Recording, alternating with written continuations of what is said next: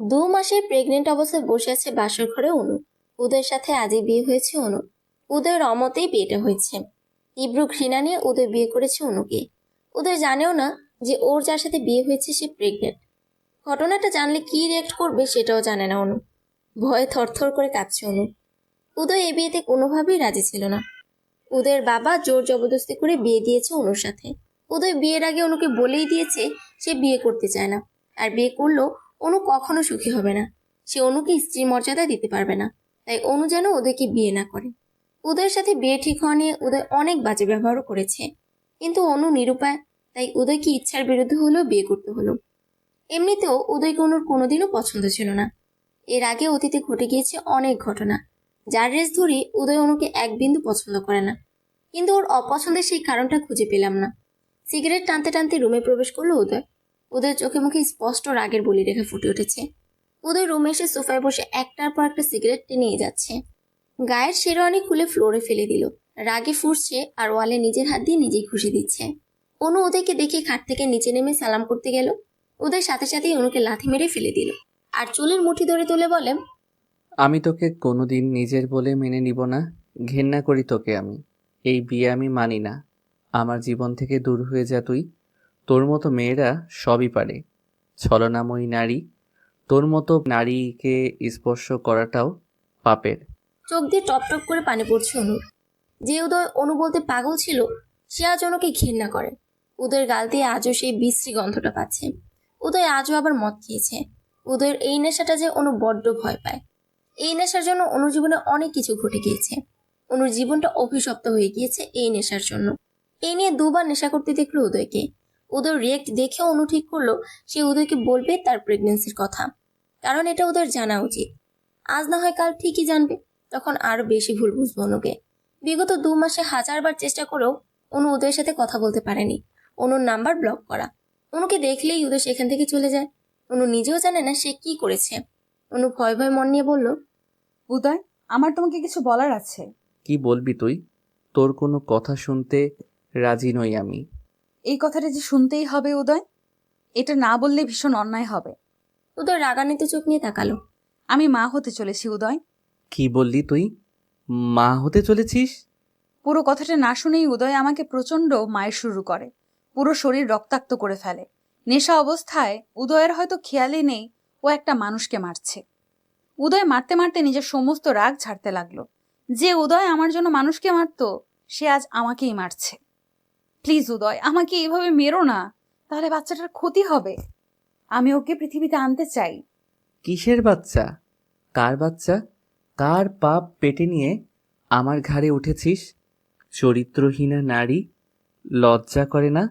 জারদ সন্তান পেটে নিয়ে বাসর ঘরে নিজের স্বামীকে বলছিস তুই প্রেগনেন্ট?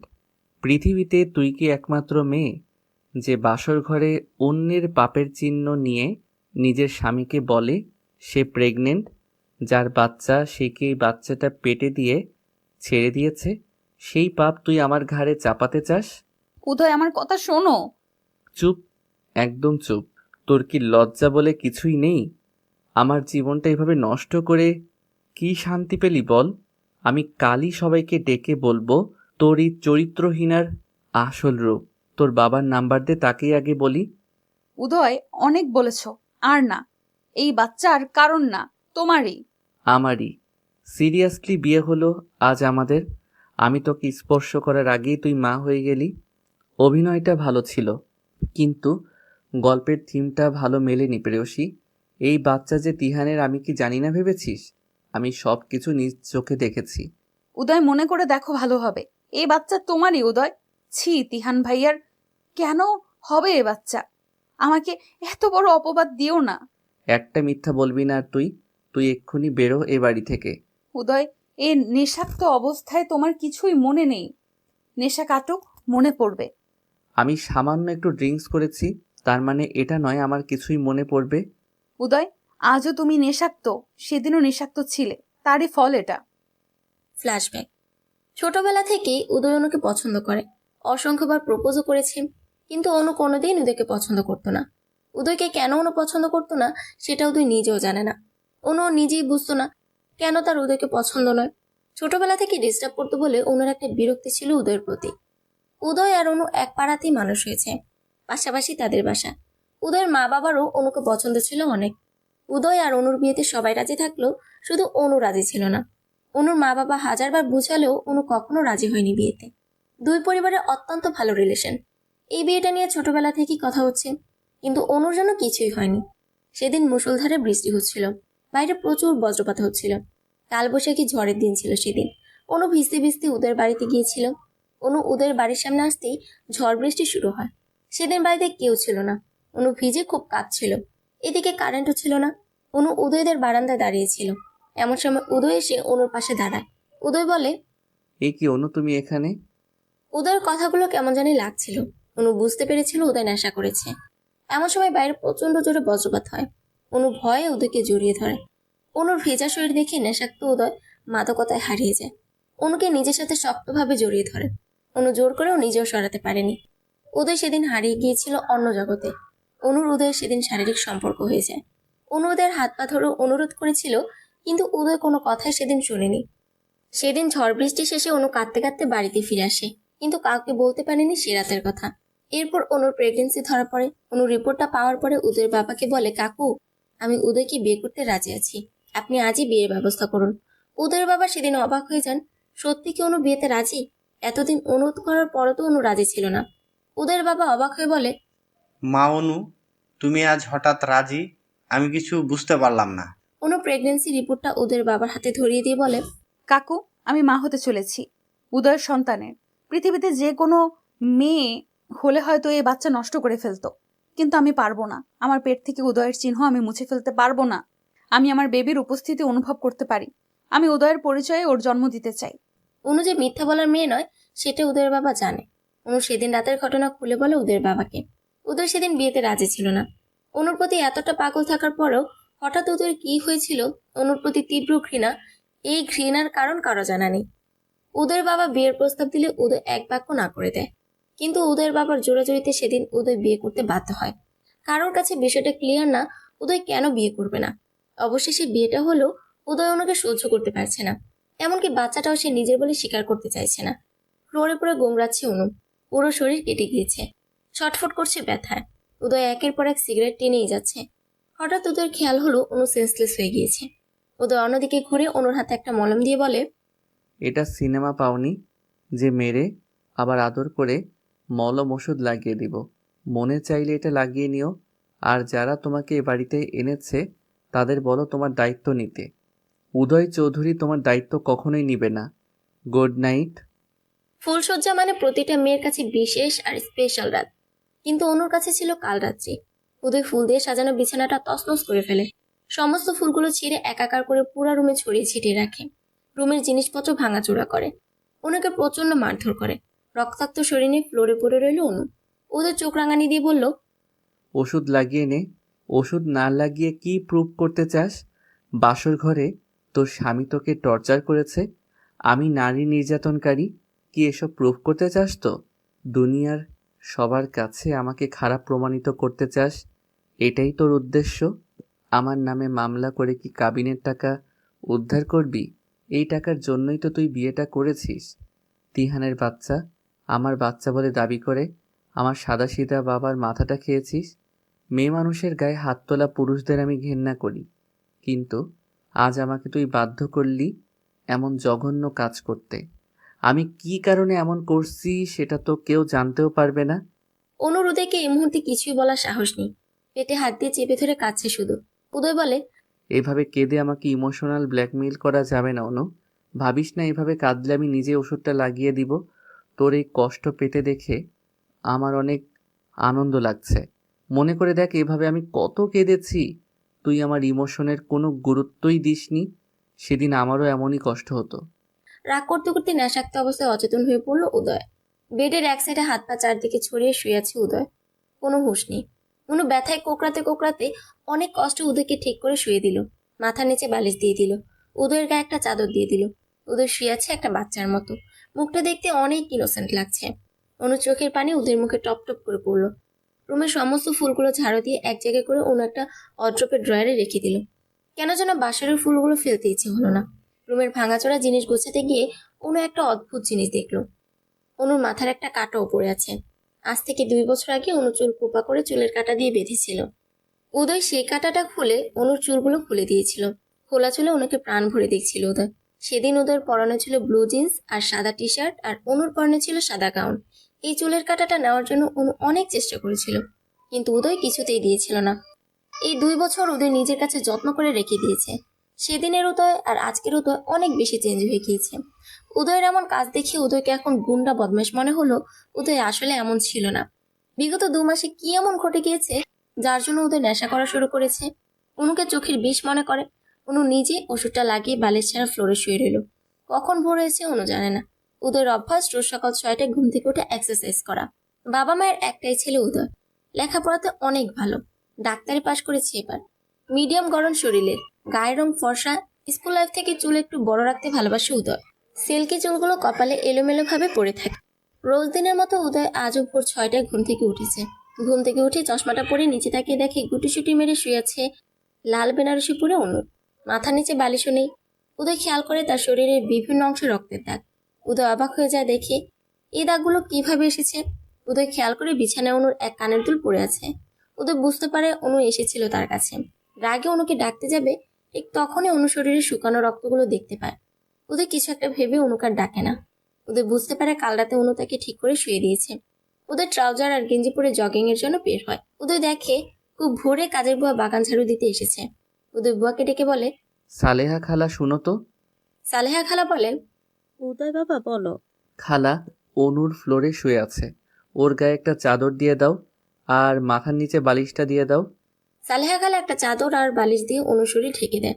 সালেহা খালাও জানে উদয় অনুকে সহ্য করতে পারছে না। সালেহা খালা অনুর গায়ে কাটা দাগ দেখতে পায়। ওদের মুড খারাপ দেখে ওদেরকে কিছুই বলে না। অনু আর ওদের অনেক ভালো ভালো মুহূর্তের সাক্ষী ছিল সালেহা খালা। সালেহা খালা একটা দীর্ঘ নিঃশ্বাস ফেলে বলে, এত সুন্দর সম্পর্কটা এভাবে নষ্ট হলো কেন? বিধাতার কি ইচ্ছা? উদয় বাবা নিশ্চয়ই অনুমায়ের গায়ে হাত দিয়েছে। উদয় বাবা আমাকে দিদি কত শতবার অনুমায়ের কাছে চিঠি পাঠিয়েছে, বিভিন্ন জিনিস পাঠিয়েছে, আমার কাছেও কত কেঁদেছে আর বলেছে খালা আমার অনুকে চাই। অনুকে বোঝাও না প্লিজ, অনুকে ছাড়া আমি বাঁচব না। আর আজ সেই উদয় অনুমায়ের গায়ে হাত তুলছে।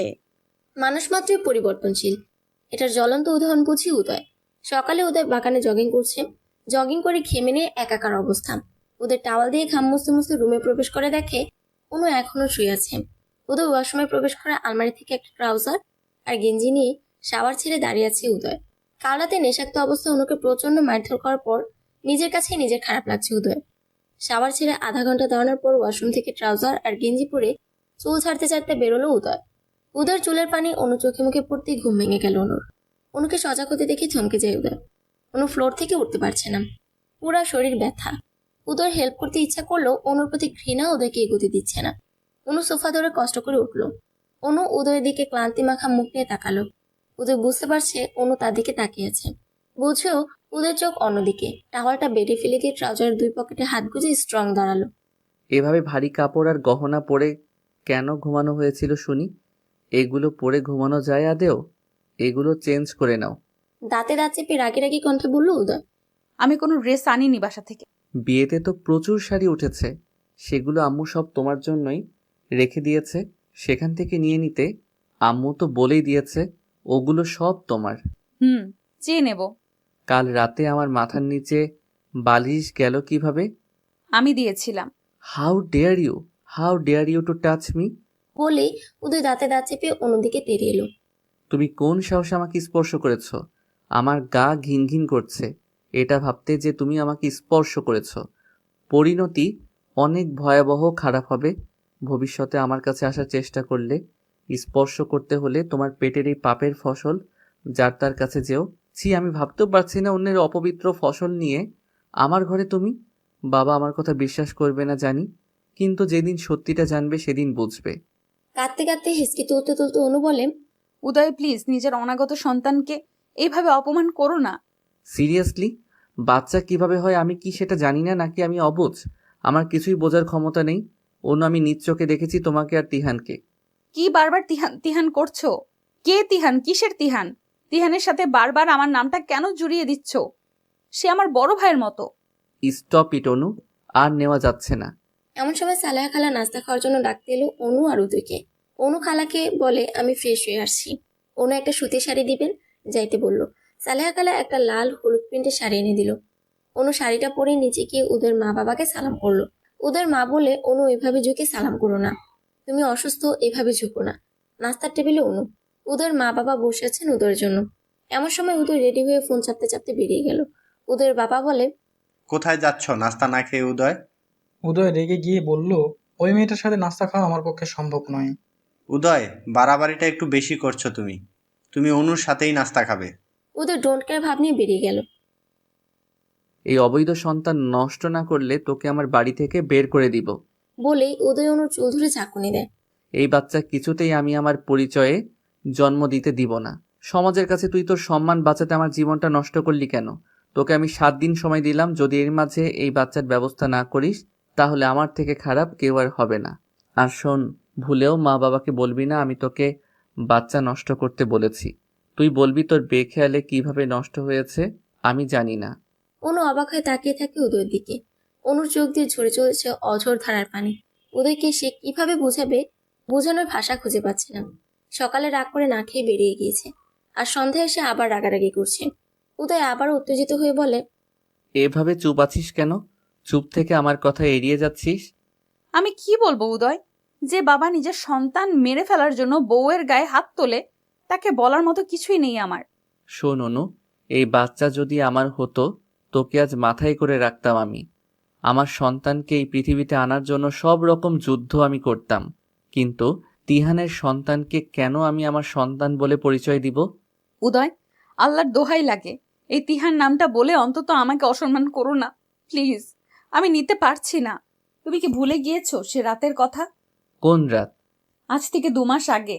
সেদিন অঝরে বৃষ্টি হচ্ছিল, বাসায় যেতে না পেরে তোমার বাসায় এসেছিলাম, আর তুমি সেদিন মদ্যপান অবস্থায় ছিলে।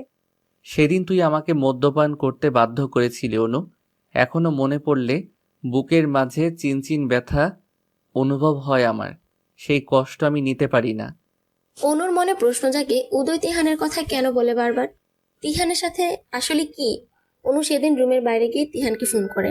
উদয় আপনাকে আর আমাকে নিয়ে সন্দেহ করে। কেউ কি কিছু বলেছে উদয়কে? আর কেনই বা সন্দেহ করে? অনু, তুমি খুব বোকা, তাই আসল সত্যিটা বুঝতে পারোনি। কেউ ভালোবাসলে অন্তত এটা করতে পারবে না জানি। উদয়কে তুমি পাত্তা দিতে না, তাই উদয়ের প্ল্যান ছিল এটা, যাতে তুমি বাধ্য হও বিয়ে করতে। তুমি কি কিছুই বোঝো না? শোনো অনু, ছেলেরা বিয়ের আগে শরীর পেয়ে গেলে তাদের আর কোনো চাহিদা থাকে না। উদয়েরও তাই হয়েছে। এসব কি বলছেন তিহান ভাই?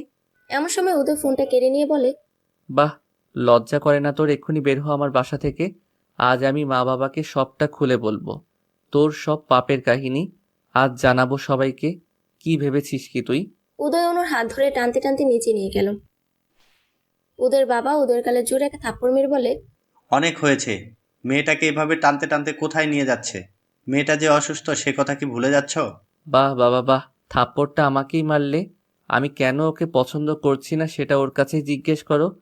অনুর কাছে আমার কিছুই জানার নেই, যা বলার তুই বল। বাবা, ওর পেটের সন্তান আমার না, বিলিভ মি, ওর বাচ্চা তিহানের। ও কেবলই তিহানের সাথে গল্প করছিল, তাও আবার আমাকে লুকিয়ে চুরিয়ে। তিহানের সন্তানের দায়ভার আমি কেন নিব বলতে পারো বাবা? তোমরা কেন অনুকে তিহানের বাড়িতে দিয়ে আসছো না? অনু উদয়ের বাবার দিকে তাকিয়ে অঝরে কাছে। উদয়ের বাবা বুঝতে পারে অনু কোনো ভুল করেনি। উদয়ের বাবা উদয়কে বলেন, তিহান তো তোমারই বন্ধু, তার সাথে অনু কথা বললেই খারাপ রিলেশন হয়ে গেল। দিন দিন এত নিচে নেমেছ। ছি উদয়, ছি। এতটা খারাপ তুমি কবে হলে? আর কিভাবে হতে পারলে বলো? বাবা, তিহান আমার বন্ধু, ওর নয়। ওর কিসের কথা তিহানের সাথে সেটা জিজ্ঞেস করো। অনু মা, তুমি কি কথা বলেছো তিহানের সাথে? বাবা, উদয় আমাকে কেন সন্দেহ করে সেটা জানতেই ফোন দিয়েছিলাম। তিহান ভাই কি এই ব্যাপারে কিছু জানেন? উদয়ের সন্দেহের কারণ আমি জানতেই ফোন দিয়েছিলাম। উদয়ের বাবা অনুকে বলে, তোমাকে আমি এ বাড়িতে এনেছি, কে কি বললো সেটা নিয়ে ভেবো না। আমার বিষয় সম্পত্তি সব আমি তোমার সন্তানের নামে করে দেব। কারো যদি ভালো না লাগে এই বাড়ি ছেড়ে চলে যেতে পারে, আমার কোনো সমস্যা নেই। কিন্তু আমার নাতিকে আমি চাই অনুমা। উদয় রাগ দেখিয়ে কোথায় যেন চলে গেল। অনু নিজের রুমে গেল। উদয়ের ফুফি বলে, ভাই, তোমার উচিত হয়নি উদয়ের অমতে বিয়েটা দেওয়ার। জোর করে সব হলেও ঘর সংসার জিনিসটা হয় না। উদয়ের বাবা একটা দীর্ঘ নিঃশ্বাস ফেলে বলেন, অনুর পেটে উদয়ের বাচ্চা, আর উদয় কোন কারণে অনুকে ভুল বুঝছে। এই ভুল বুঝাবুঝি একদিন না একদিন মিটেই যাবে। তাছাড়া উদয় অনুকে ভীষণ ভালোবাসে। সেই ছোটবেলা থেকে অনুর পিছনে ঘুরেছে উদয়। অনু বলতে পাগল আমার ছেলে। আজ যদি আমি ওদের বিয়ে না দিতাম তাহলে উদয় কোনোদিনও আর বিয়ে করতো না। অনুর জন্য কোথা থেকে বিয়ে হলে উদয় ভেঙে পড়তো। উপর উপর রাগ হলে উদয় অনুর প্রতি ভালোবাসা এক বিন্দু কমেনি। উদয়ের জীবনে অনু না থাকলে আমি কখনো পুত্রবধূ নাতি নাতনির মুখ দেখতে পারতাম না। আমার উদয়ের সুন্দর ভবিষ্যৎ নষ্ট হয়ে যাবে, আর বাবা হয়ে আমি কখনোই সেটা চাইবো না আমার ছেলের এমন ক্ষতি হোক।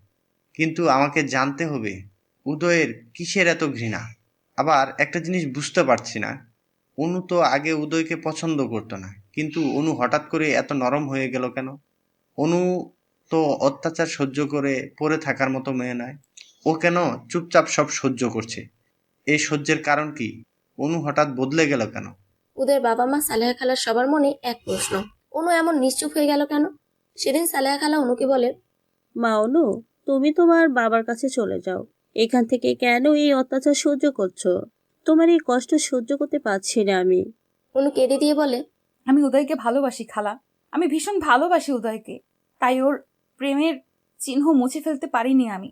সবাই বলেছিল এই বাচ্চা নষ্ট করে ফেলতে, কিন্তু আমি উদয়কে ভীষণ ভালোবাসি বলে ওর অস্তিত্বকে নষ্ট করিনি। আমি হাজার কষ্ট হলেও ওকে জন্ম দিব, উদয়ের পরিচয়ে ওকে সমাজের সামনে আনবো, আমার যত কষ্টই হোক না কেন খালা।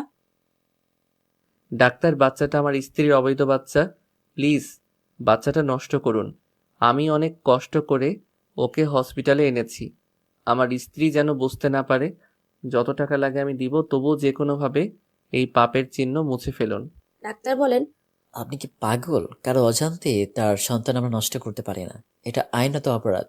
ডাক্তার, যে জিনিসের কোনো বৈধতা নেই তার কিসের পাপ? উদয়, আপনি নিজেও একজন ডাক্তার, প্লিজ একটু বোঝার চেষ্টা করুন। তাছাড়া আপনার স্ত্রীকে আমরা সব রকম পরীক্ষা নিরীক্ষা করে দেখেছি, ওনার শারীরিক কন্ডিশন অনেক খারাপ। এই মুহূর্তে এমন কিছু করলে তাকে বাঁচানো যাবে না। আপনি কি চান আপনার স্ত্রী মারা যাক? উদয় খুব নরম কণ্ঠে বলে, না ডাক্তার, অনুর যেন 1%ও কোনো ক্ষতি হয় না। অনুকে সেফ রেখেই বাচ্চাটাকে মারতে হবে। দরজার আড়াল থেকে এমন কথা শুনে চমকে যায় অনু। অনু ডাক্তারের রুমে প্রবেশ করে উদয়ের গালে ঠাস করে থাপ্পড় মেরে বলে, ছি, নিজের সন্তানকে খুন করতে এত অভিনয়! তুমি কি মানুষ থেকে অমানুষ হয়ে গিয়েছো? ডাক্তারকে একগাদা মিথ্যা বলছো কেন? তুমি নিজে একজন ডাক্তার হয়ে একটা অনাগত সন্তানকে খুন করার কথা কিভাবে বলো?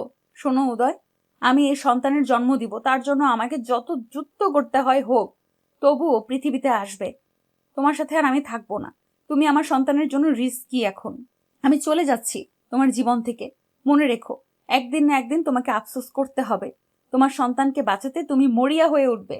সেদিন অনেক বেশি দেরি হয়ে যাবে, তোমার হাতে কিছুই থাকবে না।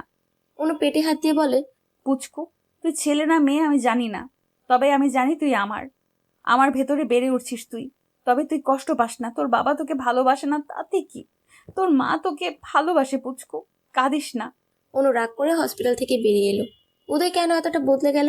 কি এমন হয়েছিল যার জন্য সেই অনু পাগল উদয়ের আজ এত ঘৃণা? তাহলে কি তিহানি ঠিক? ছেলেরা মেয়েদের শরীর ভোগ করার পর আর চাহিদা পায় না? উদয়ও কি তাই? কিন্তু উদয় বারবার কেন তিহানের বাচ্চা করছে? এই সত্যতা যাচাই করতেই হবে। গতকাল রাতে উদয় এসে হঠাৎ অনুর সাথে ভালো ব্যবহার করছিল। অনু শুয়েছিল। উদয় এসে মাথায় হাত দিয়ে বলে, তোমার শরীর ঠিক লাগছে না? কাল আমার সাথে একবার হসপিটালে যাবে প্লিজ? অনু হঠাৎ উদয়ের কথা শুনে খুশিতে পাগল হয়ে যায়। অনু ভাবতেই পারেনি উদয় তাকে ডাক্তারের কাছে নিয়ে আসবে। কিন্তু উদয়ের মনে এমন কিছু ছিল অনু ভাবতেই পারেনি। অনু সেদিন রাগ করে ওর বান্ধবীর বাসায় চলে যায়। ফোনটাও সুইচ অফ করে রাখে। অনুর বান্ধবী শিয়া অনুকে দেখে চমকে যায়। কিরে অনু, তুই? What is surprise? অনু ভেতরে প্রবেশ করে বলে, এই তো এলাম, অনেকদিন দেখি না তোকে, তাই। খুব ভালো করছিস। উদয় কই? যাক, শেষমেশ উদয়ের ভালোবাসাটা বুঝেছিস। উদয় তো পৃথিবীর সব থেকে সুখী মানুষ এখন, কারণ সে তার অনুকে পেয়েছে। অনু শিয়ার দিকে তাকিয়ে বলে, উদয় আর উদয় নেই শিয়া। অনু দু চোখ অশ্রুসিক্ত হয়ে আছে। একটা সাহায্য এসছি, তুই ছাড়া আমার কাছে কেউ নেই। এভাবে বলছিস কেন? কি হয়েছে সেটা বল আগে। তিহানের ব্যাপারে কিছু জানিস শিয়া? কোন ব্যাপার? উদয় আমাকে তিহানকে নিয়ে সন্দেহ করছে। অনু তিহান আর উদয়ের একটা ব্যক্তিগত ঝামেলা ছিল হয়তো, সেটা রেশ ধরে উদয় সন্দেহ করেছে। কি ঝামেলা শিয়া? তিহান আর উদয় দুজনেই তোকে পছন্দ করত, এটা নিয়ে ওদের মাঝে ঝামেলা হয়। একটা সময় তিহান উদয়কে বলে, আমরা আর নিজেদের মাঝে আর ঝামেলা না করি, দুজন দুজনের মতো অন্যকে ভালোবাসার কথা প্রকাশ করব, কিন্তু কিন্তু কেউই অনুকে দুজনের ব্যাপারে কিছু বলবো না। আমি এতটুকু জানি, তোকে নিয়ে এতটুকু ঝামেলা হয়েছিল দুজনের মাঝে।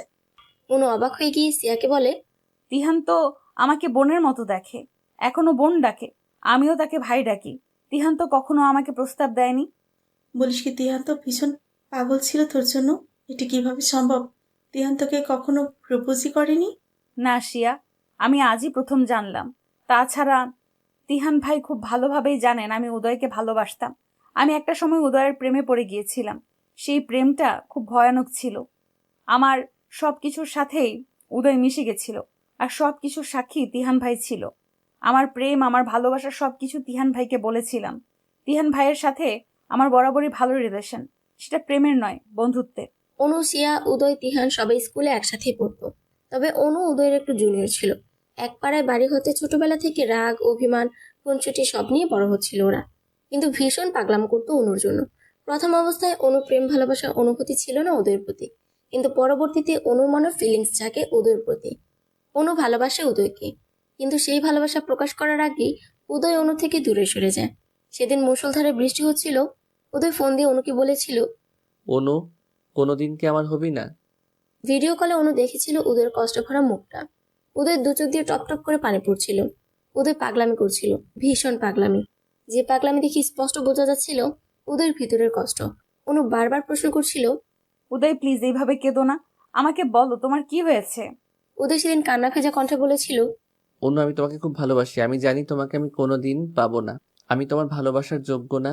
এই পাগলটাকে একবার ভালোবেসে দেখতে অনু। আমার যদি দুইটা হৃদয় থাকতো, দুইটাই তোমাকে দিয়ে দিতাম। জানি সম্ভব না, তবুও বলবো, একবার আসবে আমার জীবনে, একটা দিন আমাকে ভালোবাসবে, তাহলে ওই ভালোবাসার টুকু নিয়ে আমি সারা জীবন বেঁচে থাকতে পারবো। কেন তুমি অন্যকে ভালোবাসলে অনু? এই উদয়কে কাচের মতো টুকরো টুকরো করে ফেললে। অনু উদয়কে বলেছিল, আমি আসছি উদয়, আজ তুমি জানবে এই অনু কাকে ভালোবাসে। অনু ফোনটা কেটে সেদিন আগে তিহানের সাথে দেখা করতে যায়। তিহানকে অনু জানিয়েছিল সে উদয়কে তার মনের কথা জানাতে চায়। অনু তিহানকে একটা চিরকুট দিয়েছিল উদয়কে দিতে। অনু সরাসরি উদয়কে ভালোবাসার কথা বলতে লজ্জা পাচ্ছিল। তিহানের কাছে থেকে সোজা উদয়দের বাসায় যায়, কারণ কাল বৈশাখী ঝড় শুরু হয়। সেই ঝড়ে অনুর বাসায় পৌঁছানোর কোনো উপায় ছিল না। উদয়ের বাড়িটাই কাছাকাছি ছিল। অনু উদয়ের বাসায় যাওয়ার পরেই ঘটে সেই অঘটন। সেদিনের পর থেকে উদয়ের পরিবর্তন। উদয় বারবার অনুর বাচ্চাকে তিহানের বাচ্চা বলে দাবি করছে। এর অ্যাকচুয়াল কোনো কারণ অনুর জানা নেই। নিজের ভালোবাসার মানুষের কাছে অবহেলিত হওয়ার মতো লজ্জা, অপমান আর কোনো কিছুতেই নেই। ভালোবাসার মানুষের সেই ফসল না যায় মুছে ফেলা, না যায় কাউকে বলা। মাতৃত্ব প্রতিটা মেয়েকে ভিতর থেকে বাধা দেয় তার সন্তানের ক্ষতি করতে।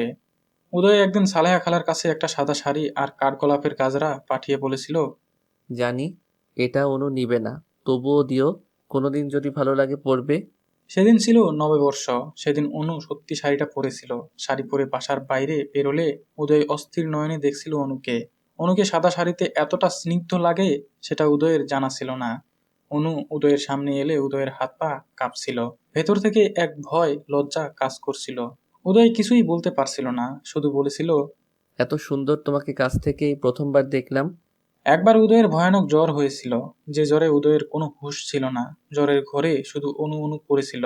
অনু দেখতে এসে উদয়ের কপালে হাত রাখতেই উদয় বলেছিল, আমার এই অসুখ অনন্তকাল থেকে যাক, এই বাহানায় অন্তত তুমি কপালে হাত ছুঁয়ে দাও। এ অসুখ বারবার হোক আর তুমি বারবার স্পর্শ করো। কথা থেকে কি হয়ে গেল, ভালোবাসা থেকে বিচ্ছেদের পরিণত হলো। বিচ্ছেদ মানেই জীবন থেকে প্রিয় মানুষটার বিদায়। বিচ্ছেদের যন্ত্রণা বড় বেদনাদায়ক। জানালার গ্রিল ধরে দাঁড়িয়ে অঝরে চোখের পানি ফেলছে অনু। শিয়ার বাসার নিচেই দুজন স্বামী স্ত্রী তাদের বিবিকে নিয়ে খেলা করছে। স্বামী তার স্ত্রীর হাত ধরে হাঁটছে। বাচ্চাটাকে পেয়ে ওর মা বাবার চোখে মুখে আনন্দের শেষ নেই। অনু নিজের পেটে হাত দিয়ে বলে, সোনা, তোর কি সত্যি কপাল এতটা খারাপ যে বাবার আদর পাবি না? চিন্তা করিস না, কত নবজাতকেরই তো জন্মের আগে বাবা থাকে না, তুইও তাই মনে করবি। এমন সময় শিয়া এসে বলে, অনু, তারপর বল কি অবস্থা? অনু শিয়াকে বলে। জানিস শিয়া, আমার কপালটা না খুব খারাপ, তবে এতটা খারাপ জানতাম না আমি। দেখ উদয়, একটা সময় আমার জন্য পাগল ছিল, আর যখন আমি পাগল হলাম ও বদলে গেল আমাকে পাগল বানিয়ে। শিয়া বলে। হোয়াট, কেন? তুই কি জানিস না উদয় তোকে কতটা ভালোবাসে? ভালোবাসতো শিয়া, এখন আর বাসে না। ও চায় না আমি ওর সাথে থাকি। ও সব সময় বলে আমি যেন ওর জীবন থেকে চলে যাই। এই বাচ্চা উদয় চায় না শিয়া আমি চলে এসেছি। দেখ অনু, রিলেশন রাগারাগি আছে, তাই বলে কি বিচ্ছেদ করতে আছে? উদয় ঠিকই তোকে নিতে আসবে, দেখে নিস। ও কখনোই আসবে না, কারণ ও বেঁচে গিয়েছে। ও আমাকে ঝামেলা মনে করে। এমন সময় বাইরের দরজায় কেউ কড়া নাড়ছিল। শিয়া দরজা খুলতেই অবাক হয়ে যায় উদয়কে দেখে। এ কি উদয়, তুমি? অনুকে ডাকো সিয়া, আমি ওকে নিতে এসছি। অনু, আমি জানি ও এখানেই আছে, আমি ওর লোকেশন দেখে এসছি। তুমি বসো, তোমার সাথে কথা আছে। না সিয়া, আমি বসবো না। উদয়, একটা কথা বলি, আমি তো সবই জানি তোমাদের। অনুকে প্লিজ কষ্ট দিও না, অনু তোমাকে খুব ভালোবাসে। সিয়া, তোমার কাছ থেকে মাই অন্তত মিথ্যা ডিজার্ভ করি না। অনু আমাকে কোনোদিন ভালোবাসিনি বা বলেওনি। বলার আগেই তো তুমি দূরত্ব শুরু করলে।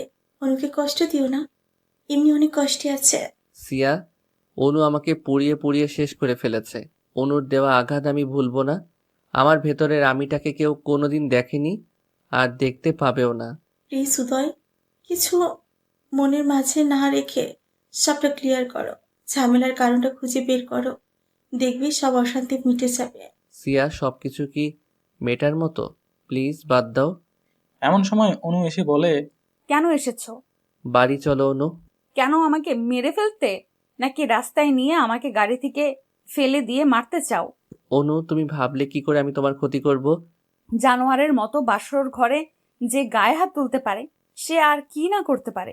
প্লিজ চলে যাও এখান থেকে, আমাকে শান্তি দাও। সরি, তোমার গায়ে হাত তোলাটা ঠিক হয়নি, আর কখনো এমন হবে না। প্লিজ চলো, বাবা অনেক চিন্তা করছেন। ও, বাবা চিন্তা করছেন তাই? শুধুমাত্র বাবার জন্য? তুমি ফিরে যাও উদয়, এই চরিত্রহীনের মুখ আর তোমার দেখতে হবে না। উদয় কোনো কথা না বলে অনুর হাত ধরে টানতে টানতে গাড়ির কাছে নিয়ে যায়। অনু ছোটাছুটি করার চেষ্টা করলে উদয় কোলে করে গাড়ির ভেতরে উঠায় অনুকে। তারপর গাড়ির দরজা লক করে দেয়। উদয় গাড়ি স্টার্ট দিয়ে গান চালিয়ে দেয়। ও মেঘ রে, ও মেঘ রে, তুই জানা উড়ে, আমার বন্ধু থাকে যে শহরে। ও মেঘ রে, তুই বলিস বন্ধু রে, আমি আজও ভালোবাসি যে তারে। গানটা শুনতে শুনতে কোথায় যেন হারিয়ে গিয়েছে উদয় অনু দুজনে। গানটা এই মুহূর্তে দুজন এটাই বোঝাচ্ছে যে কারো প্রতি কারো ভালোবাসা বিন্দুমাত্র কমেনি। উদয় অনু দুজন দুজনের দিকে তাকিয়ে আছে অপলক দৃষ্টিতে, যেন কতদিন হয়ে গিয়েছে দুজন দুজনাকে দেখে না। উদয়ের চাহনির মাঝে এটা স্পষ্ট, অনুর জন্য উদয়ের কষ্ট হচ্ছে, কিন্তু উদয়ের মনে চাপা কষ্ট লুকিয়ে আছে, যার জন্য উদয় তার ভালোবাসা প্রকাশ করতে পারছে না। গাড়ির মাঝেই অনু ঢলে পড়ে উদয়ের কাঁধে। উদয় অনুকে বলছে। সোজা হয়ে বসো অনু, এভাবে কাঁধের উপর থাকলে আমার অসুবিধা হচ্ছে গাড়ি চালাতে। উদয় অনুর মাথা সোজা করে দিল, কিন্তু অনু আবার ঢলে পড়ল। উদয় খেয়াল করলো অনু চোখ বন্ধ করে আছে। উদয় প্রথমে ভেবেছে অনু ঘুমিয়ে পড়েছে, কিন্তু ডাকাডাকির পরেও যখন অনুর জ্ঞান ফিরেনি, তখন উদয় ভয় পেয়ে যায়। উদয় সাথে সাথে গাড়ি থামিয়ে অনুর মুখ ধরে ডাকাডাকি করে, কিন্তু অনুর কোনো হুঁশ নেই। উদয় দেখলো অনু সেন্সলেস হয়ে আছে। উদয় মাথায় হাত দিয়ে চুল উজিয়ে দিতে দিতে বলে। ও মাই গড, অনু সেন্সলেস হয়ে গিয়েছে। অনুর যদি কিছু হয় তার জন্য একমাত্র দায়ী আমি থাকবো। উদয় অনুকে ডাকাডাকি করে, মুখে পানির সেটা দেয়, কিন্তু কোনো কাজ হয় না।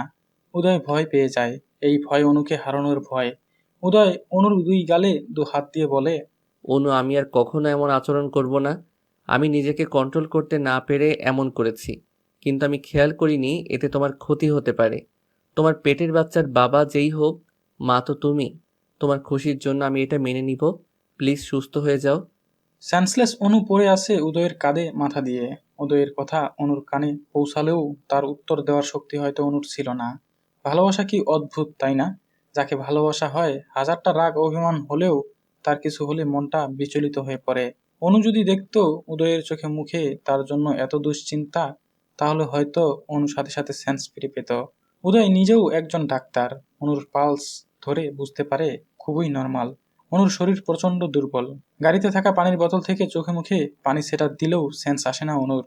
অচেতন অবস্থায় কিছু একটা বলছে অনু।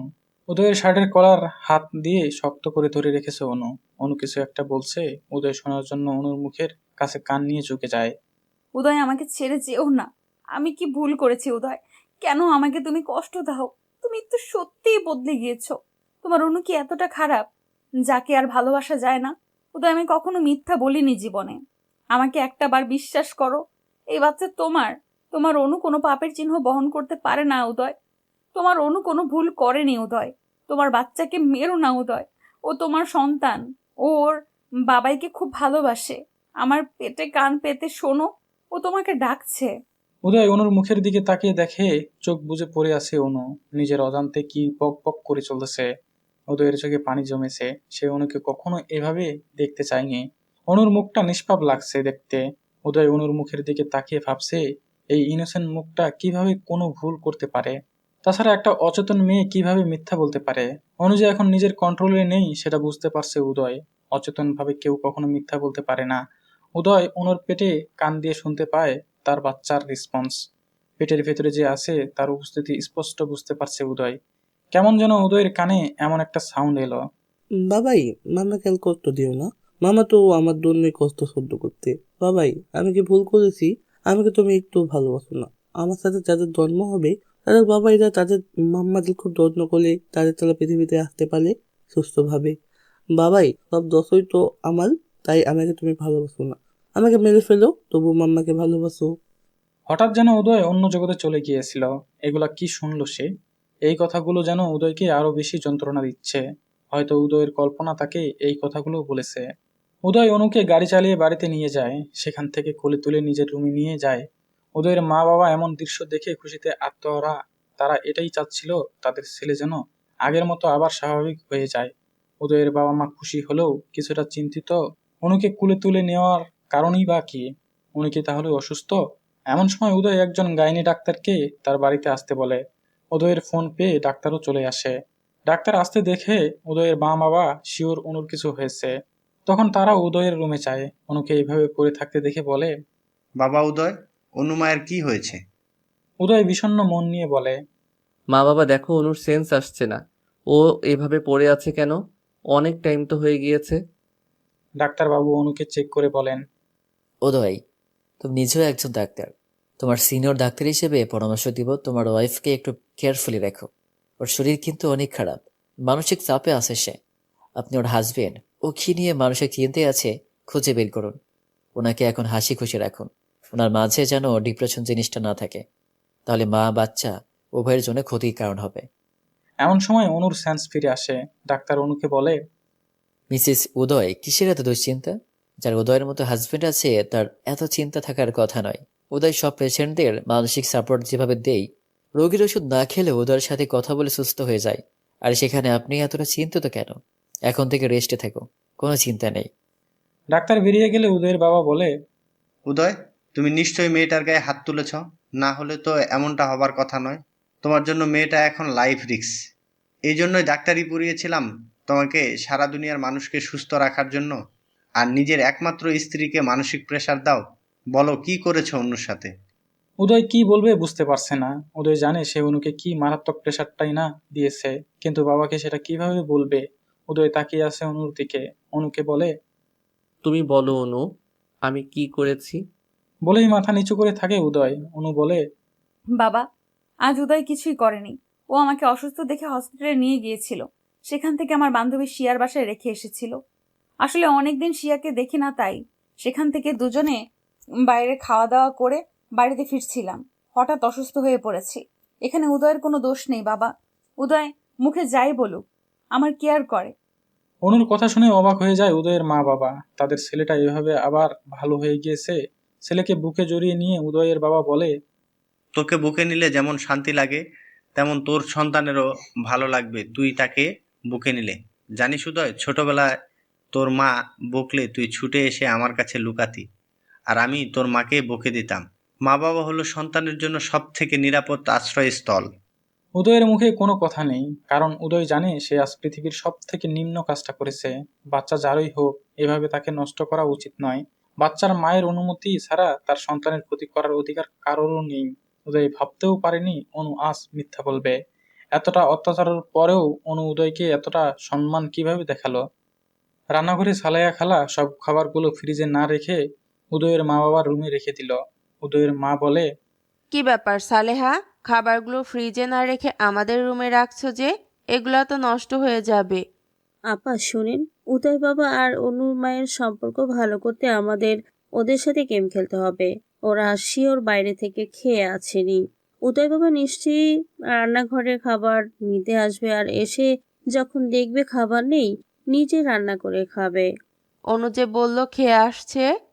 আরে আপা, অনুর কথা রাখেন তো, ও মিথ্যা বলেছে। উদয়কে অনেক ভালোবাসে তো, তাই অনু চায়নি উদয়কে কষ্ট দিতে। উদয় সত্যি আসবে তো রান্নাঘরে? আসবে আসবে।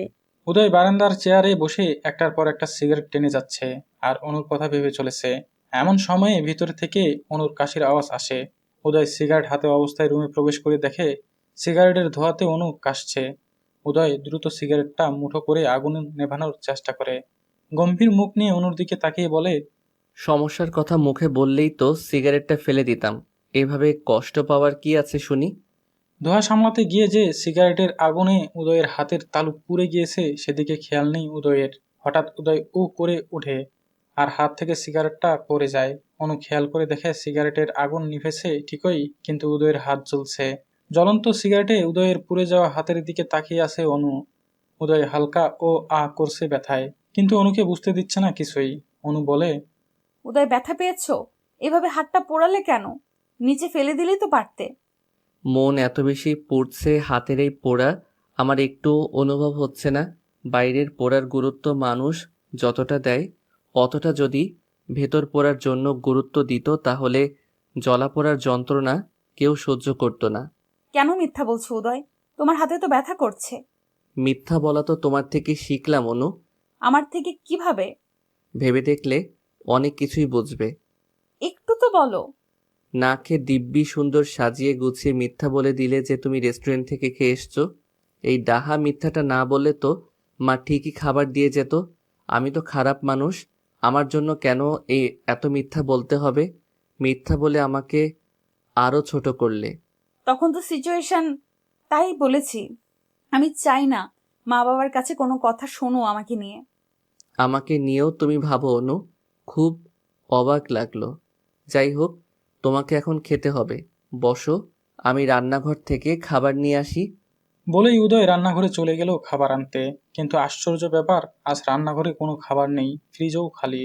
উদয় কপালে হাত চালাতে চালাতে উদয় বলে, ও গড, এখন আমি কি করব? কোথাও কোনো খাবার নেই। অনু আজ সকাল থেকে না খাওয়া, ওকে তো যেভাবেই হোক খাবার খাওয়াতে হবে। টেনশনে উদয় কি করবে বুঝতে পারছে না। এই মুহূর্তে কোনো উপায় নেই অনুকে খাওয়ানোর, একমাত্র রান্না ছাড়া কোনো অপশন নেই। উদয় বাধ্য হয়ে ঘরে এসে অনুকে জানায় রান্নাঘরে কোনো খাবার নেই। অনু বলে, খাবার লাগবে না, তুমি কিছু একটা খেয়ে ঘুমিয়ে যাও। ড্যামেট, আমার জন্য না, তোমার জন্য খাবার খুঁজছি। এখন রান্না করা ছাড়া কোনো উপায় নেই। অনু আমি তো কোনো রান্না জানি না, তোমাকে কি খাওয়াই বলো তো? সহজ কোনো রেসিপি বলো। একটা রাত তো না খেলে কিছুই হবে না। উদয় তাকিয়ে আছে অনুর পেটের দিকে। অনু উদয়ের দিকে তাকিয়ে দেখে উদয়ের চোখ অনুর পেটের দিকে। অনু ভ্রু কুঁচকে উদয়ের দিকে তাকিয়ে বলে, কি হয়েছে? উদয় অনুর পেটের বেবিকে উদ্দেশ্য করে বলে, তোমার খাওয়ার সাথে ওনার খাওয়ার সম্পর্ক তোমার না খেলে চলবে, কিন্তু তোমার ভিতরে যে আছে সে তো নিতান্তই ছোট, তার তো না খেলে চলবে না। অনু অবাক হয়ে যায়। উদয় তার বেবির জন্য চিন্তা করছে। অনু ভাবতেই পারেনি উদয় কখনো তার বেবিকে নিয়ে ভাববে। উদয় বলে, বাইরে থেকে খাবার অর্ডার দিব, আইসক্রিম, ফুচকা, চটপটি, বার্গার, কি খাবে? না না, এগুলোর কিছুই খাবো না। এইসব দেখলে গা গোলায় আমার। আমি ইলিশ মাছ ভাজি আর পান্তা খেতে ইচ্ছে করছে। এই রাতে পান্তা কোথায় পাবো? তার জন্য তো ভাত রান্না করে নিম্নে 3-4 ঘন্টা ভাত পানি দিয়ে ভিজিয়ে রাখতে হবে। ওসব পরে দেখা যাবে। এদিকে অনুর ক্ষুধাও লেগেছে, কি করবে? আবার পান্তা ইলিশ খাওয়ার জন্য অস্থির লাগছে। উদয় অনুকে বলে, আমার সাথে একটু রান্নাঘরে চলো। কেন? চলোই না আগে, তারপর বলছি। অনু উদয়ের সাথে রান্নাঘরে গেল। উদয় ফ্রিজ খুলে বলে, আমি কিছুই রান্না পারি না, কিভাবে রান্না করে আমায় হেল্প করো। আপাতত নুডলস রান্না করে দিচ্ছি, খেতে লাগো। অনু অবাক হয়ে তাকিয়ে আছে উদয়ের দিকে। অনুর অসুস্থ হওয়ার পর থেকেই উদয় খানিকটা সেন্স হয়ে গিয়েছে। উদয় পানি গরম করে ডিম ভেঙে দিয়ে মরিচ পেঁয়াজ তেল দিয়ে নুডলস ছেড়ে দিয়ে স্যুপ আকারের নুডলস রান্না করে দিল। অনু রান্নাঘরে একটা টুল নিয়ে বসে আছে। উদয় বলে, খেতে বৃষ্টি হবে জানি, তাও খেয়ে নাও কষ্ট করে। বাহ, ইয়াম্মি, অনেক টেস্টি হয়েছে। উদয় সন্দিহান দৃষ্টি নিয়ে তাকিয়ে আছে। এত জঘন্য খাবার খেয়ে পাম দিচ্ছে। বাধ্য হয়ে উদয়ের এই পাম হজম করতে হচ্ছে। উদয় মাছ মাংস বের করলে অনু বলে, উদয়, মাছ মাংস আমার গা গোলায়, এগুলো খেতে পারি না। আলু ভর্তা আর ভাত রান্না করো। সিরিয়াসলি এখন আলু ভর্তা খাবে? শরীর ঠিক হবে কিভাবে? তোমার পণ্ডিত শ্বশুর মশাই সব দোষ আমার দিবে। ওনার কাজই আমার দোষ ত্রুটি খুঁজে বের করা।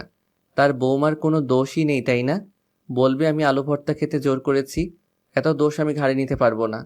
এই অবস্থায় যা খেতে মন চায় তাই খাওয়াতে হয়। পেয়েছে এক অজুহাত, এই বাহানায় যা তা বলছে। আচ্ছা আচ্ছা, কিভাবে চাল ধুতে হবে? চাল নাও, নিয়ে ভালোভাবে পানিতে দিয়ে ধুয়ে নাও।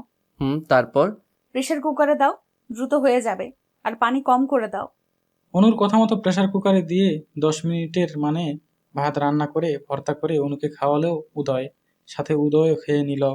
গরম ভাত আর আলু ভর্তার মতো টেস্টি খাবার অনুর কাছে আর দ্বিতীয়টি নেই। রুমে গিয়ে উদয় ফ্লোরে একটা চাদর নিয়ে শুয়ে পড়ল। রুমের লাইট অফ করে অনু বিছানায় শুয়ে পড়ল। হঠাৎ উদয় মাঝরাতে দেখে তার কোলের মাঝে কিছু একটা। উদয় দেখলো তার কোলের মাঝে অনু শুয়ে আছে। উদয় তো রীতিমতো অবাক হয়ে যায়। অনু এখানে কিভাবে এলো? উদয়ের বুকে মাথা দিয়ে উদয়কে খুব শক্তভাবে জড়িয়ে ধরে ঘুমিয়ে রইল অনু। এমন একটা অবস্থা, উদয় চাইলেও অনুকে নিজের থেকে সরাতে পারছে না। গোলাপি রঙের ডিম লাইটের আলোতে অনুর মুখটা যেন আরো সুন্দর লাগছে। অনু ঘুমালে যেন একদমই একটা বাচ্চা লাগে অনুকে। ভোর সকালে উদয় রোজ জগিং করে, আজও তার ব্যতিক্রম হয়নি। উদয় ভোরে ঘুম ভাঙতেই দেখে বুকের সাথে লিপ্টে আছে অনু। চুলগুলো মুখের উপর পড়েছে। উদয় অনুর চুলগুলো সরিয়ে দিয়ে অনুকে কোলে তুলে বিছানায় তুলে ঠিকভাবে শুয়ে দেয়। গায়ে একটা চাদরও টেনে দেয়। অনুরও ঘুম ভেঙে গিয়েছে। অনু সকালে বাগানে গিয়েছে রিল্যাক্স আর মন ফ্রেশের জন্য। কারণ উদয়ের বাগানে হাজারো ফুলের গাছ আছে, যা দেখলে মুগ্ধতা আসবেই। অনু বাগানে প্রবেশ করে দেখে উদয় ট্রাউজার পরা, একটা স্যান্ডি পরা, সাদা রঙের, পায়ে জগিং এর জুতা। জগিং এর সাথে উদয়ের লম্বা চুলগুলো কপালে উঠেছে, নামছে মাঝে মাঝে। উদয় কপালের চুলগুলো কপাল থেকে সরিয়ে সরিয়ে দিচ্ছে। ঘেমে পুরা শরীর ভিজে গিয়েছে। কপাল, নাক, মুখ ঘামের ফোঁটায় ভিজে গিয়েছে। মাঝে মাঝে উদয় টাওয়াল দিয়ে ঘাম মুছছে। হঠাৎ উদয়ের খেয়াল হয় অনু বাগানে ফুলের সাথে গল্প করছে। অনু ফুল দেখতে দেখতে অন্যদিকে চলে যায়। এমন সময় উদয়ের ফোনে ফোন আসে। কিরে শালা, কই তুই? আমার বাপের ভিটেতেই আছি। ভিটেতে নাকি বিছানাতেই আছিস? এখন বিছানাতে থাকি আমি, কখনো জীবনে শুনেছিস? হ্যাঁ, এই জন্যই তো ফোন দিলাম। বিয়ের পর কতটুকু পরিবর্তন হয়েছিস? রুম থেকে বেরোচ্ছিস কিনা? কেন, বিয়ে করলে কি রুমে পুঁতে যেতে হয় নাকি? না, নতুন বিয়ে করলে তো 7-1 মাসের আগে রুম থেকে বেরোনোর কথা না। তা ফুলসজ্জা কেমন হচ্ছে ভাই? ড্যামেট ইওর ফুলসজ্জা। বুঝছি, এখন তো কিছু বলবা না। বউ পাশে নাকি? বউ নিশ্চয়ই ফোন রাখতে বলছে। সব কিছুতেই বউ টানা হচ্ছে কি জন্য শুনি? আমার বউ ওরকম নয়। এক্ষুনি বউর উপর এত দরদ? বউ বলে কথা, 7 জন্মের সম্পর্ক, বুঝিসই তো। বউ কেমন দেখতে হয়েছে? আমার বউ পরীর মতো সুন্দর।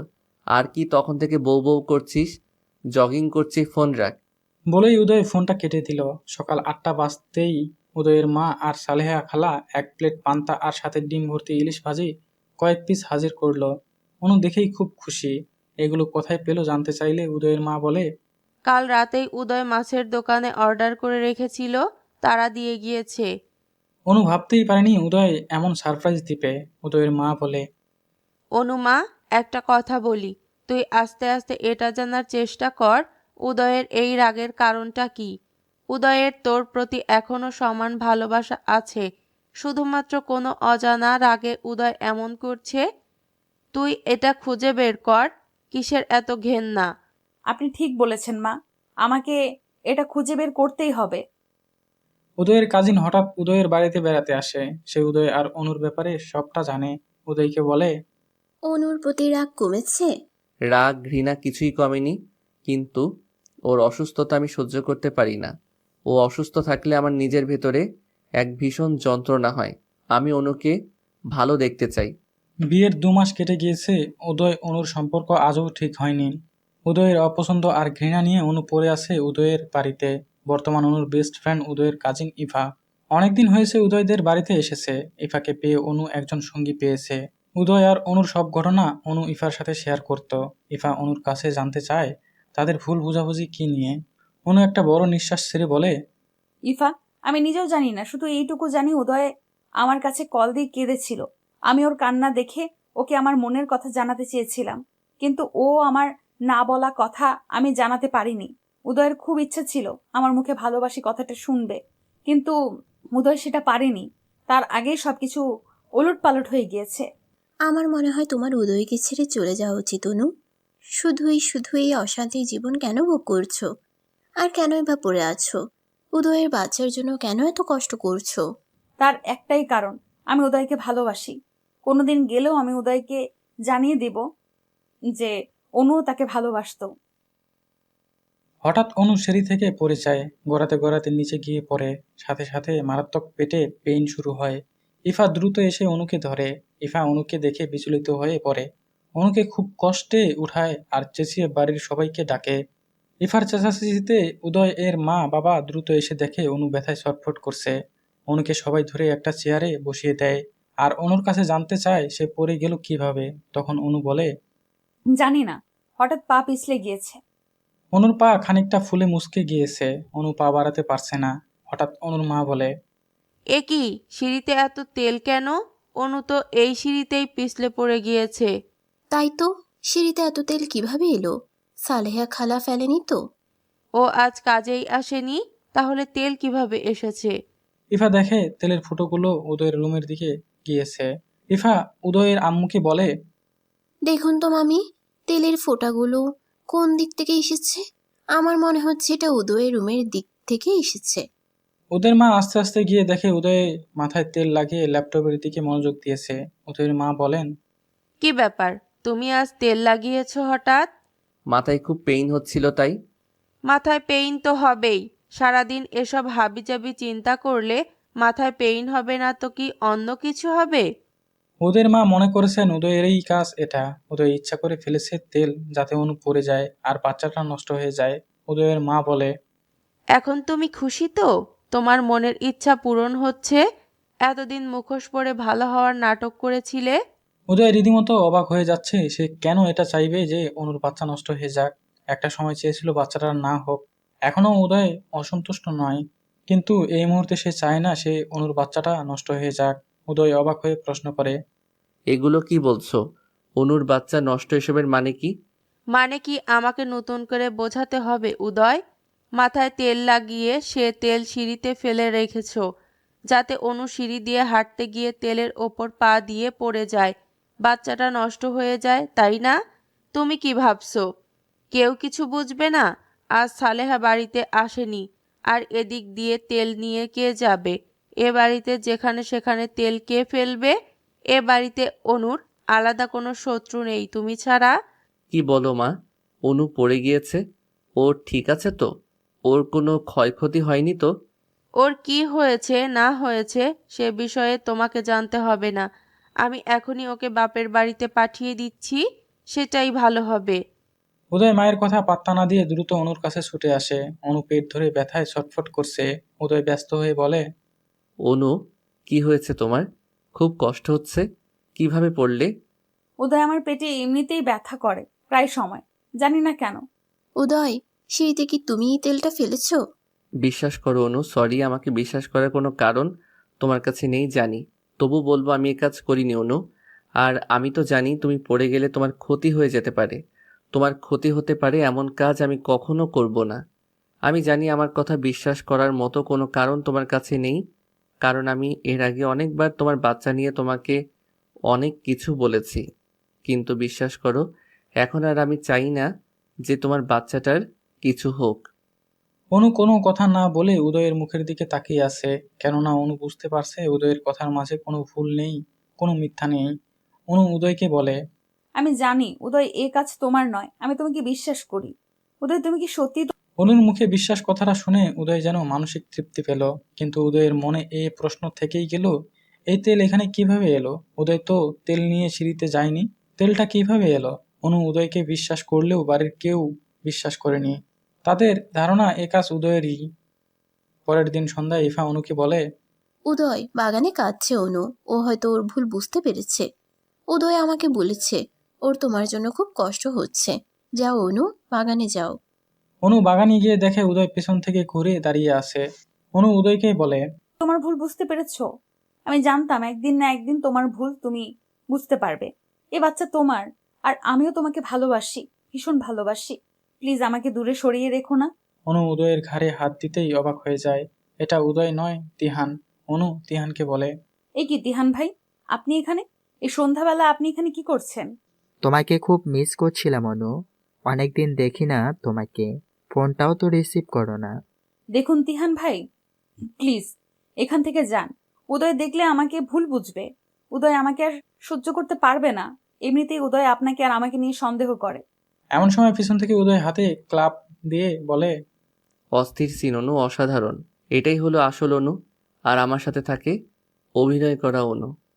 উদয় তিহানের কলার ধরে কয়েকটা ঘুষি দিয়ে বলে, তোর এখানে কি কি চাস? তোর এই বাচ্চা চাস? অনুকে নিয়ে বের হ আমার বাসা থেকে। ওই চরিত্রহীনাকে কি জন্য আমার বাসায় রেখেছিস? টাকার জন্য? কত টাকা বল? কত টাকা হাসিলের উদ্দেশ্যে এই কাজ করেছিস? কত টাকা হলে আমাকে মুক্তি দিবি এই যন্ত্রণা থেকে? অনু কাঁদো কাঁদো গলায় বলে, উদয় বিশ্বাস করো, আমি কিছুই করিনি। আমি এখানে তুমি ভেবে এসেছি। আমি জানতাম যে এখানে তুমি আছো। তিহান ভাই কিভাবে এলো আমি জানি না। চুপ, একদম চুপ। কোনো কথা বলবি না। বেরিয়ে যা তিহানের সাথে। তোকে কে বলেছে আমি এখানে ছিলাম? ইফা আপু বলেছে। একদমই মিথ্যা বলবি না। এখন ইফার দোষ দেওয়া হচ্ছে। ইফা না থাকলে তো আজ তোর এই কুকীর্তি আমি ধরতেই পারতাম না। অনু অবাক হয়ে যায়। ইফা নিজেই তো অনুকে এখানে পাঠিয়েছিল। ইফা আবার উদয়কে অফিস থেকে আসতে বলেছে। তার মানে ইফা ইচ্ছা করে ঘটনাটা ঘটিয়েছে। কেটে গেছে 7 দিন। উদয় অনুর সাথে একটা কথাও বলে না। অনুর সাথে যত প্রকার খারাপ ব্যবহার আছে কিছুই করতে বাদ রাখেনি উদয়। এভাবে প্রায় 10 দিন কেটে গেল। উদয় অফিস থেকে ফেরার সময় খেয়াল করে তিহান একটা মেয়ের সাথে রেস্টুরেন্টে বসা। উদয় অনুকে ভিডিও কল দিয়ে দেখে অনু বাড়িতেই আছে। তাহলে এই মেয়েটাকে? উদয় গাড়ি থেকে নেমে একটু এগিয়ে যায়। তিহানের সাথে থাকা মেয়েটাকে দেখে চমকে যায় উদয়। তিহানের সাথে মেয়েটি তারই কাজিন ইফা। আশ্চর্য লাগলো উদয়ের কাছে, তিহানের সাথে ইফা কিভাবে এলো? দুজনে খুব হাসাহাসি করছে। তার মানে ইফা তিহানকে আগে থেকেই চিনে। দুজনকে দেখে বেশ ক্লোজ মনে হচ্ছে। উদয় যেন মানসিকভাবে একটা ধাক্কা খেলো। তাহলে সেদিন যে ইফা বলল সে তিহানকে চিনে না, সেদিন ইফা কল দিয়ে উদয়কে বলেছিল।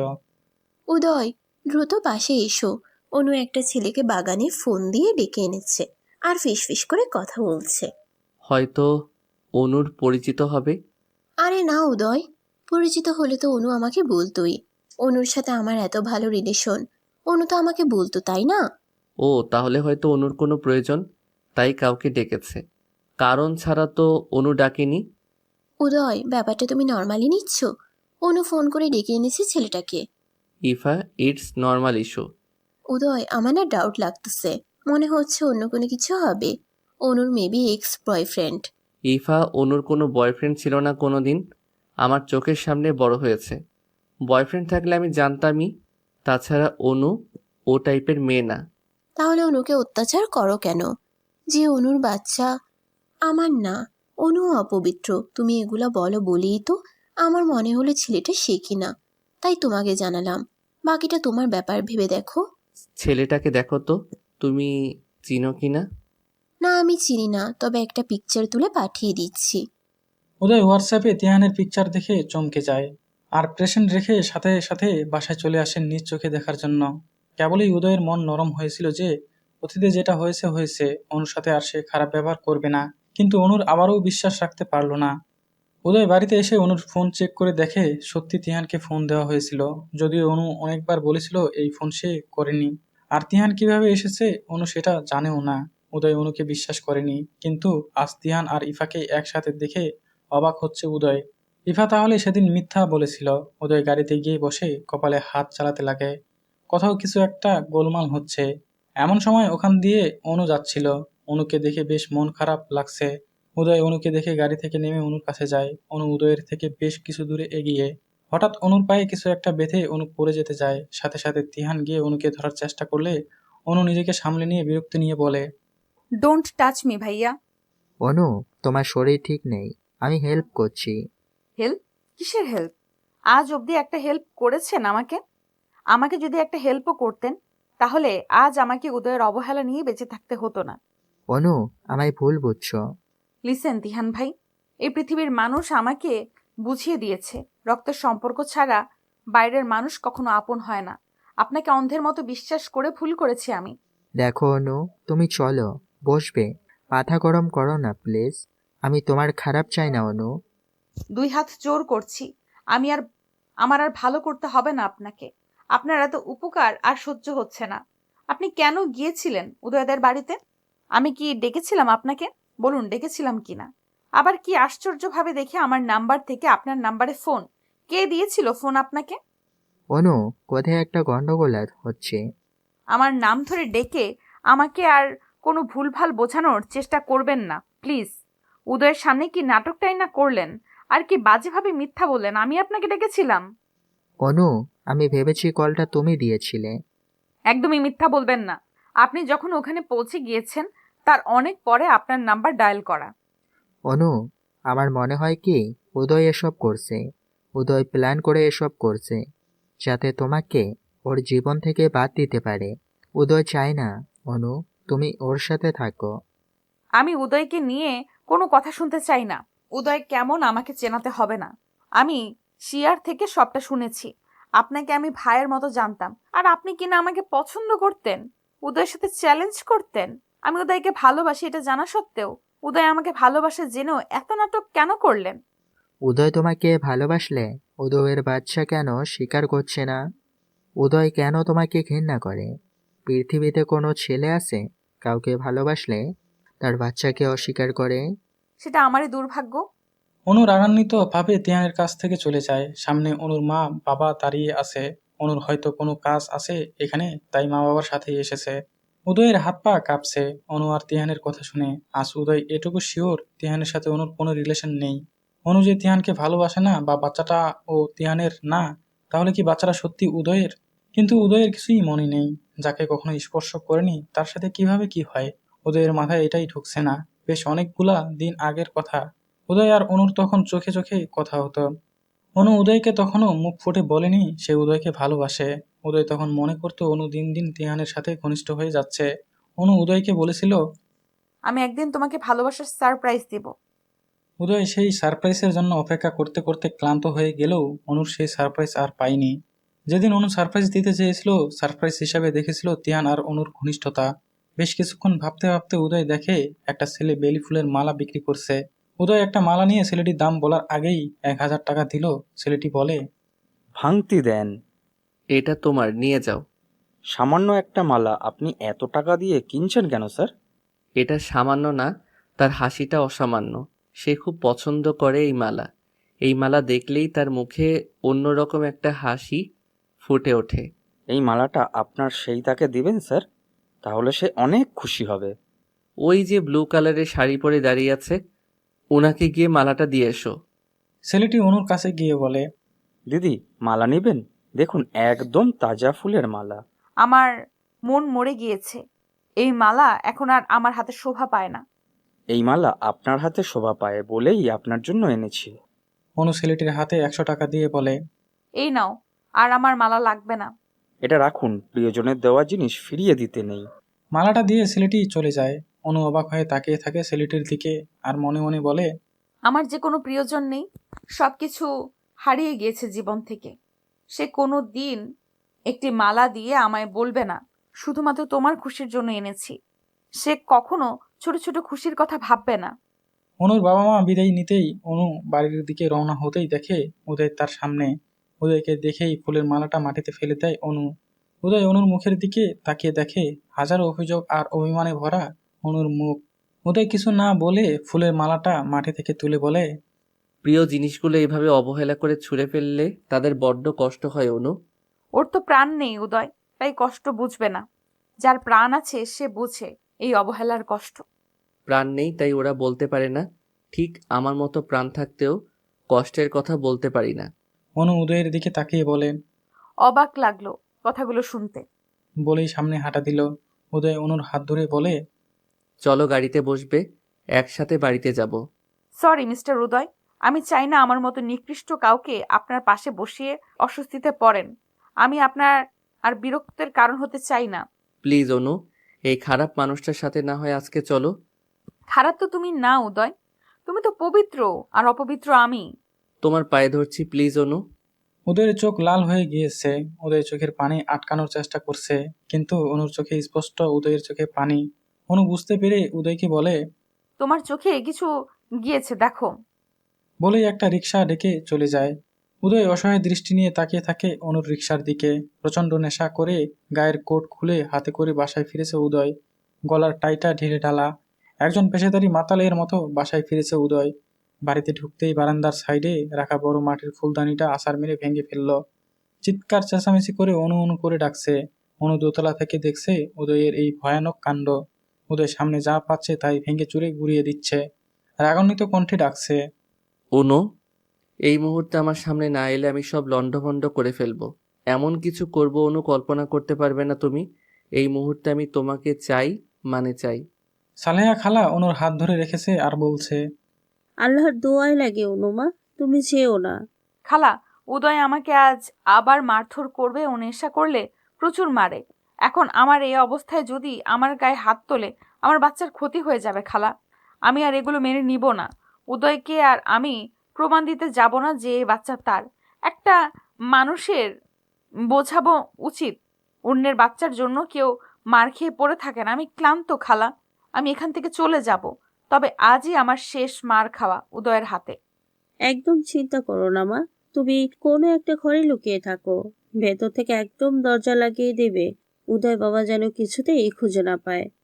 খালা, ও নিচতলার সবগুলো রুম রান্নাঘর খুঁজছে, দেখছো না কি করছে? নিচে কোথাও আমি নেই, তার মানে উদয় বুঝে গিয়েছে আমি উপরেই আছি। আমি দরজা লাগিয়ে রাখলে ও দরজা ভেঙে ফেলবে। উদয় অনুকে ডাকাডাকি করেই যাচ্ছে। উদয় এবার নিচতলা থেকে দোতলায় রওনা হয়। উদয়ের বাবা বলে, দাঁড়াও, আজ যদি অনুমায়ের গায়ে হাত তোলো তাহলে এই বাড়িতে অনেক কিছু হয়ে যাবে।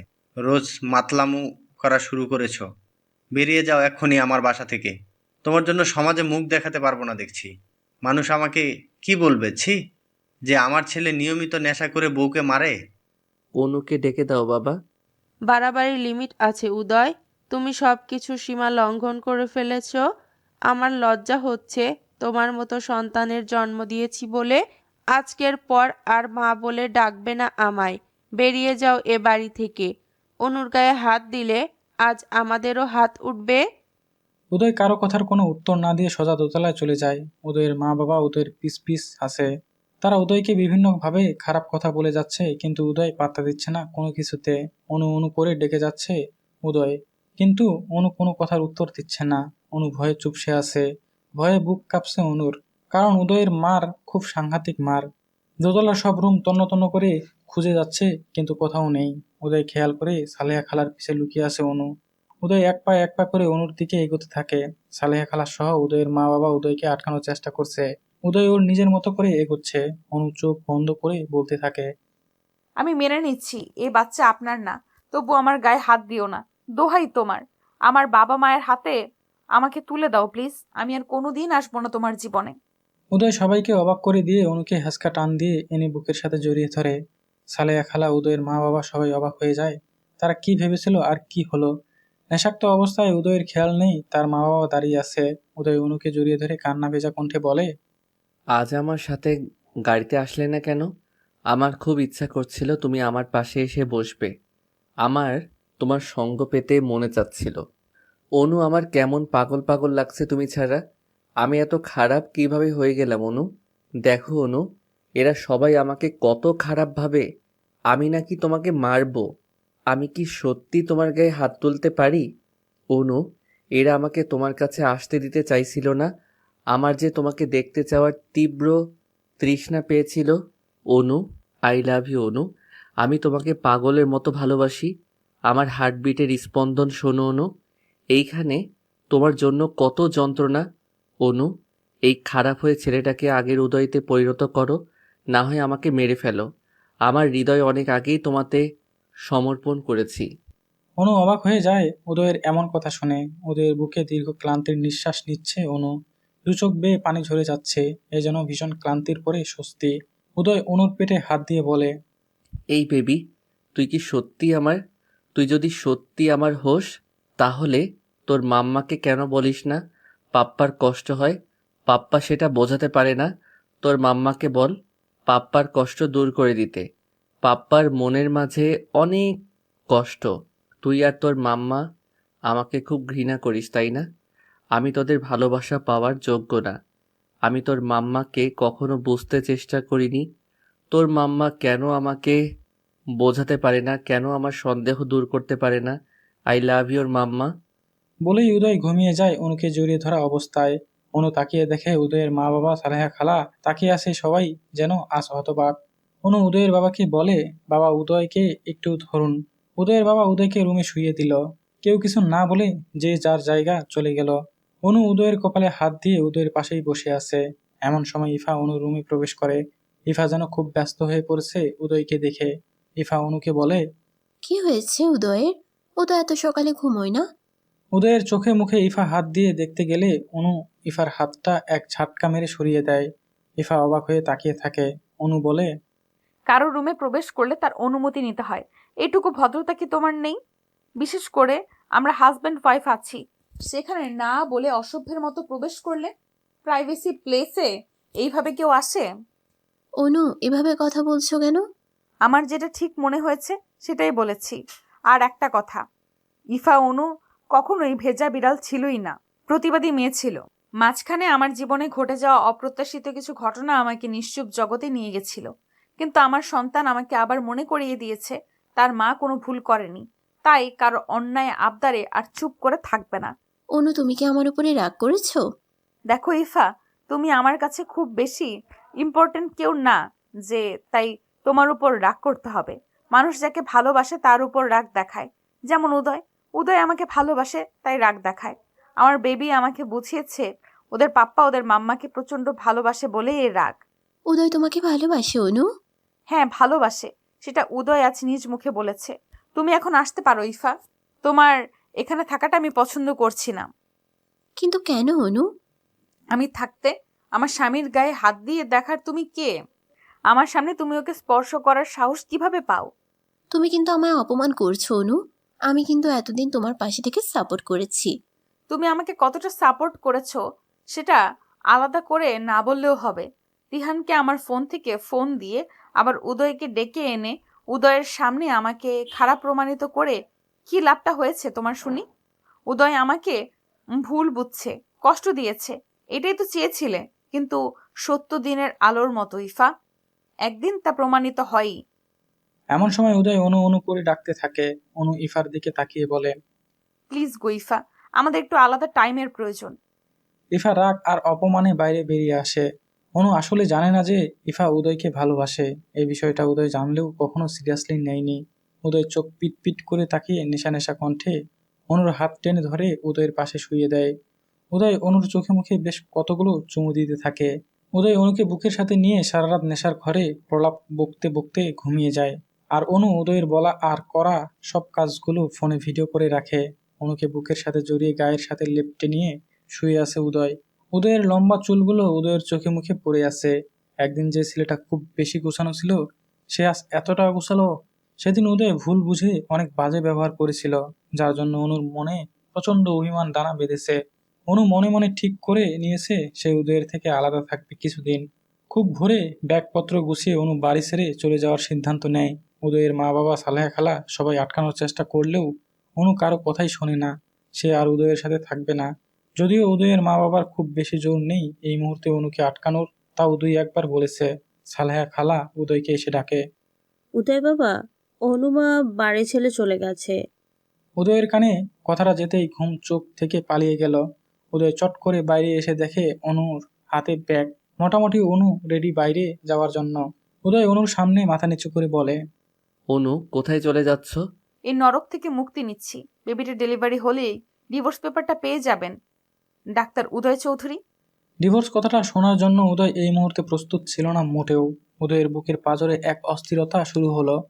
বুকে চিনচিন ব্যথাও শুরু হলো। উদয় অনুকে আটকাবে, বাট কি বলে আটকাবে সেই অধিকারটাও এতদিনে হারিয়ে ফেলেছে উদয়। কি বা বলবে? কোন অধিকারে বলবে অনু থেকে যাও? শুধুমাত্র অনু বলে এতদিন থেকেছে, অন্য কেউ হলে থাকতো না। উদয় নরম কণ্ঠে বলে, কোথায় যাবে অনু? এখানে থেকে মার খেয়েছি বলে এটা ভাবার কারণ নেই যে আমার কোথাও যাবার জায়গা নেই। আমার বাবা মা কি মারা গিয়েছে উদয়? নাকি আমার ভাত কাপড় তারা দিতে পারবে না? আমার বাবা মাকে আমি কখনো বলিনি তোমার এই বাজে ব্যবহারগুলো, বললে ওনারা কষ্ট পাবেন, তাই বলিনি। তোমার কোথাও যাওয়া হবে না অনু। তোমার সাথে আমার এমন কোনো রিলেশন নেই যার জন্য এখানে থাকতে হবে। রোজ নেশা করে যে নিজের স্ত্রীর সাথে অসভ্য আচরণ করে তার সাথে থাকা সম্ভব নয়। আর কিসের স্ত্রী? আমি তো চরিত্রহীনা। আমাকে তো স্ত্রী বলে মেনেই নাওনি।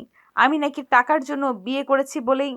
20 লাখ টাকা উদয়ের মুখের উপর ছুঁড়ে ফেলে দিল অনু। এই নাও টাকা। মেয়েরা ডিভোর্স চায় টাকার জন্য, আর আমি তোমাকে টাকা দিয়ে গেলাম। আমি প্রমাণ করে দিলাম সব মেয়ের টাকার জন্য বিয়ে করে না, কিছু মেয়ে ভালোবাসারও পাগল হয়। অনু শোনো।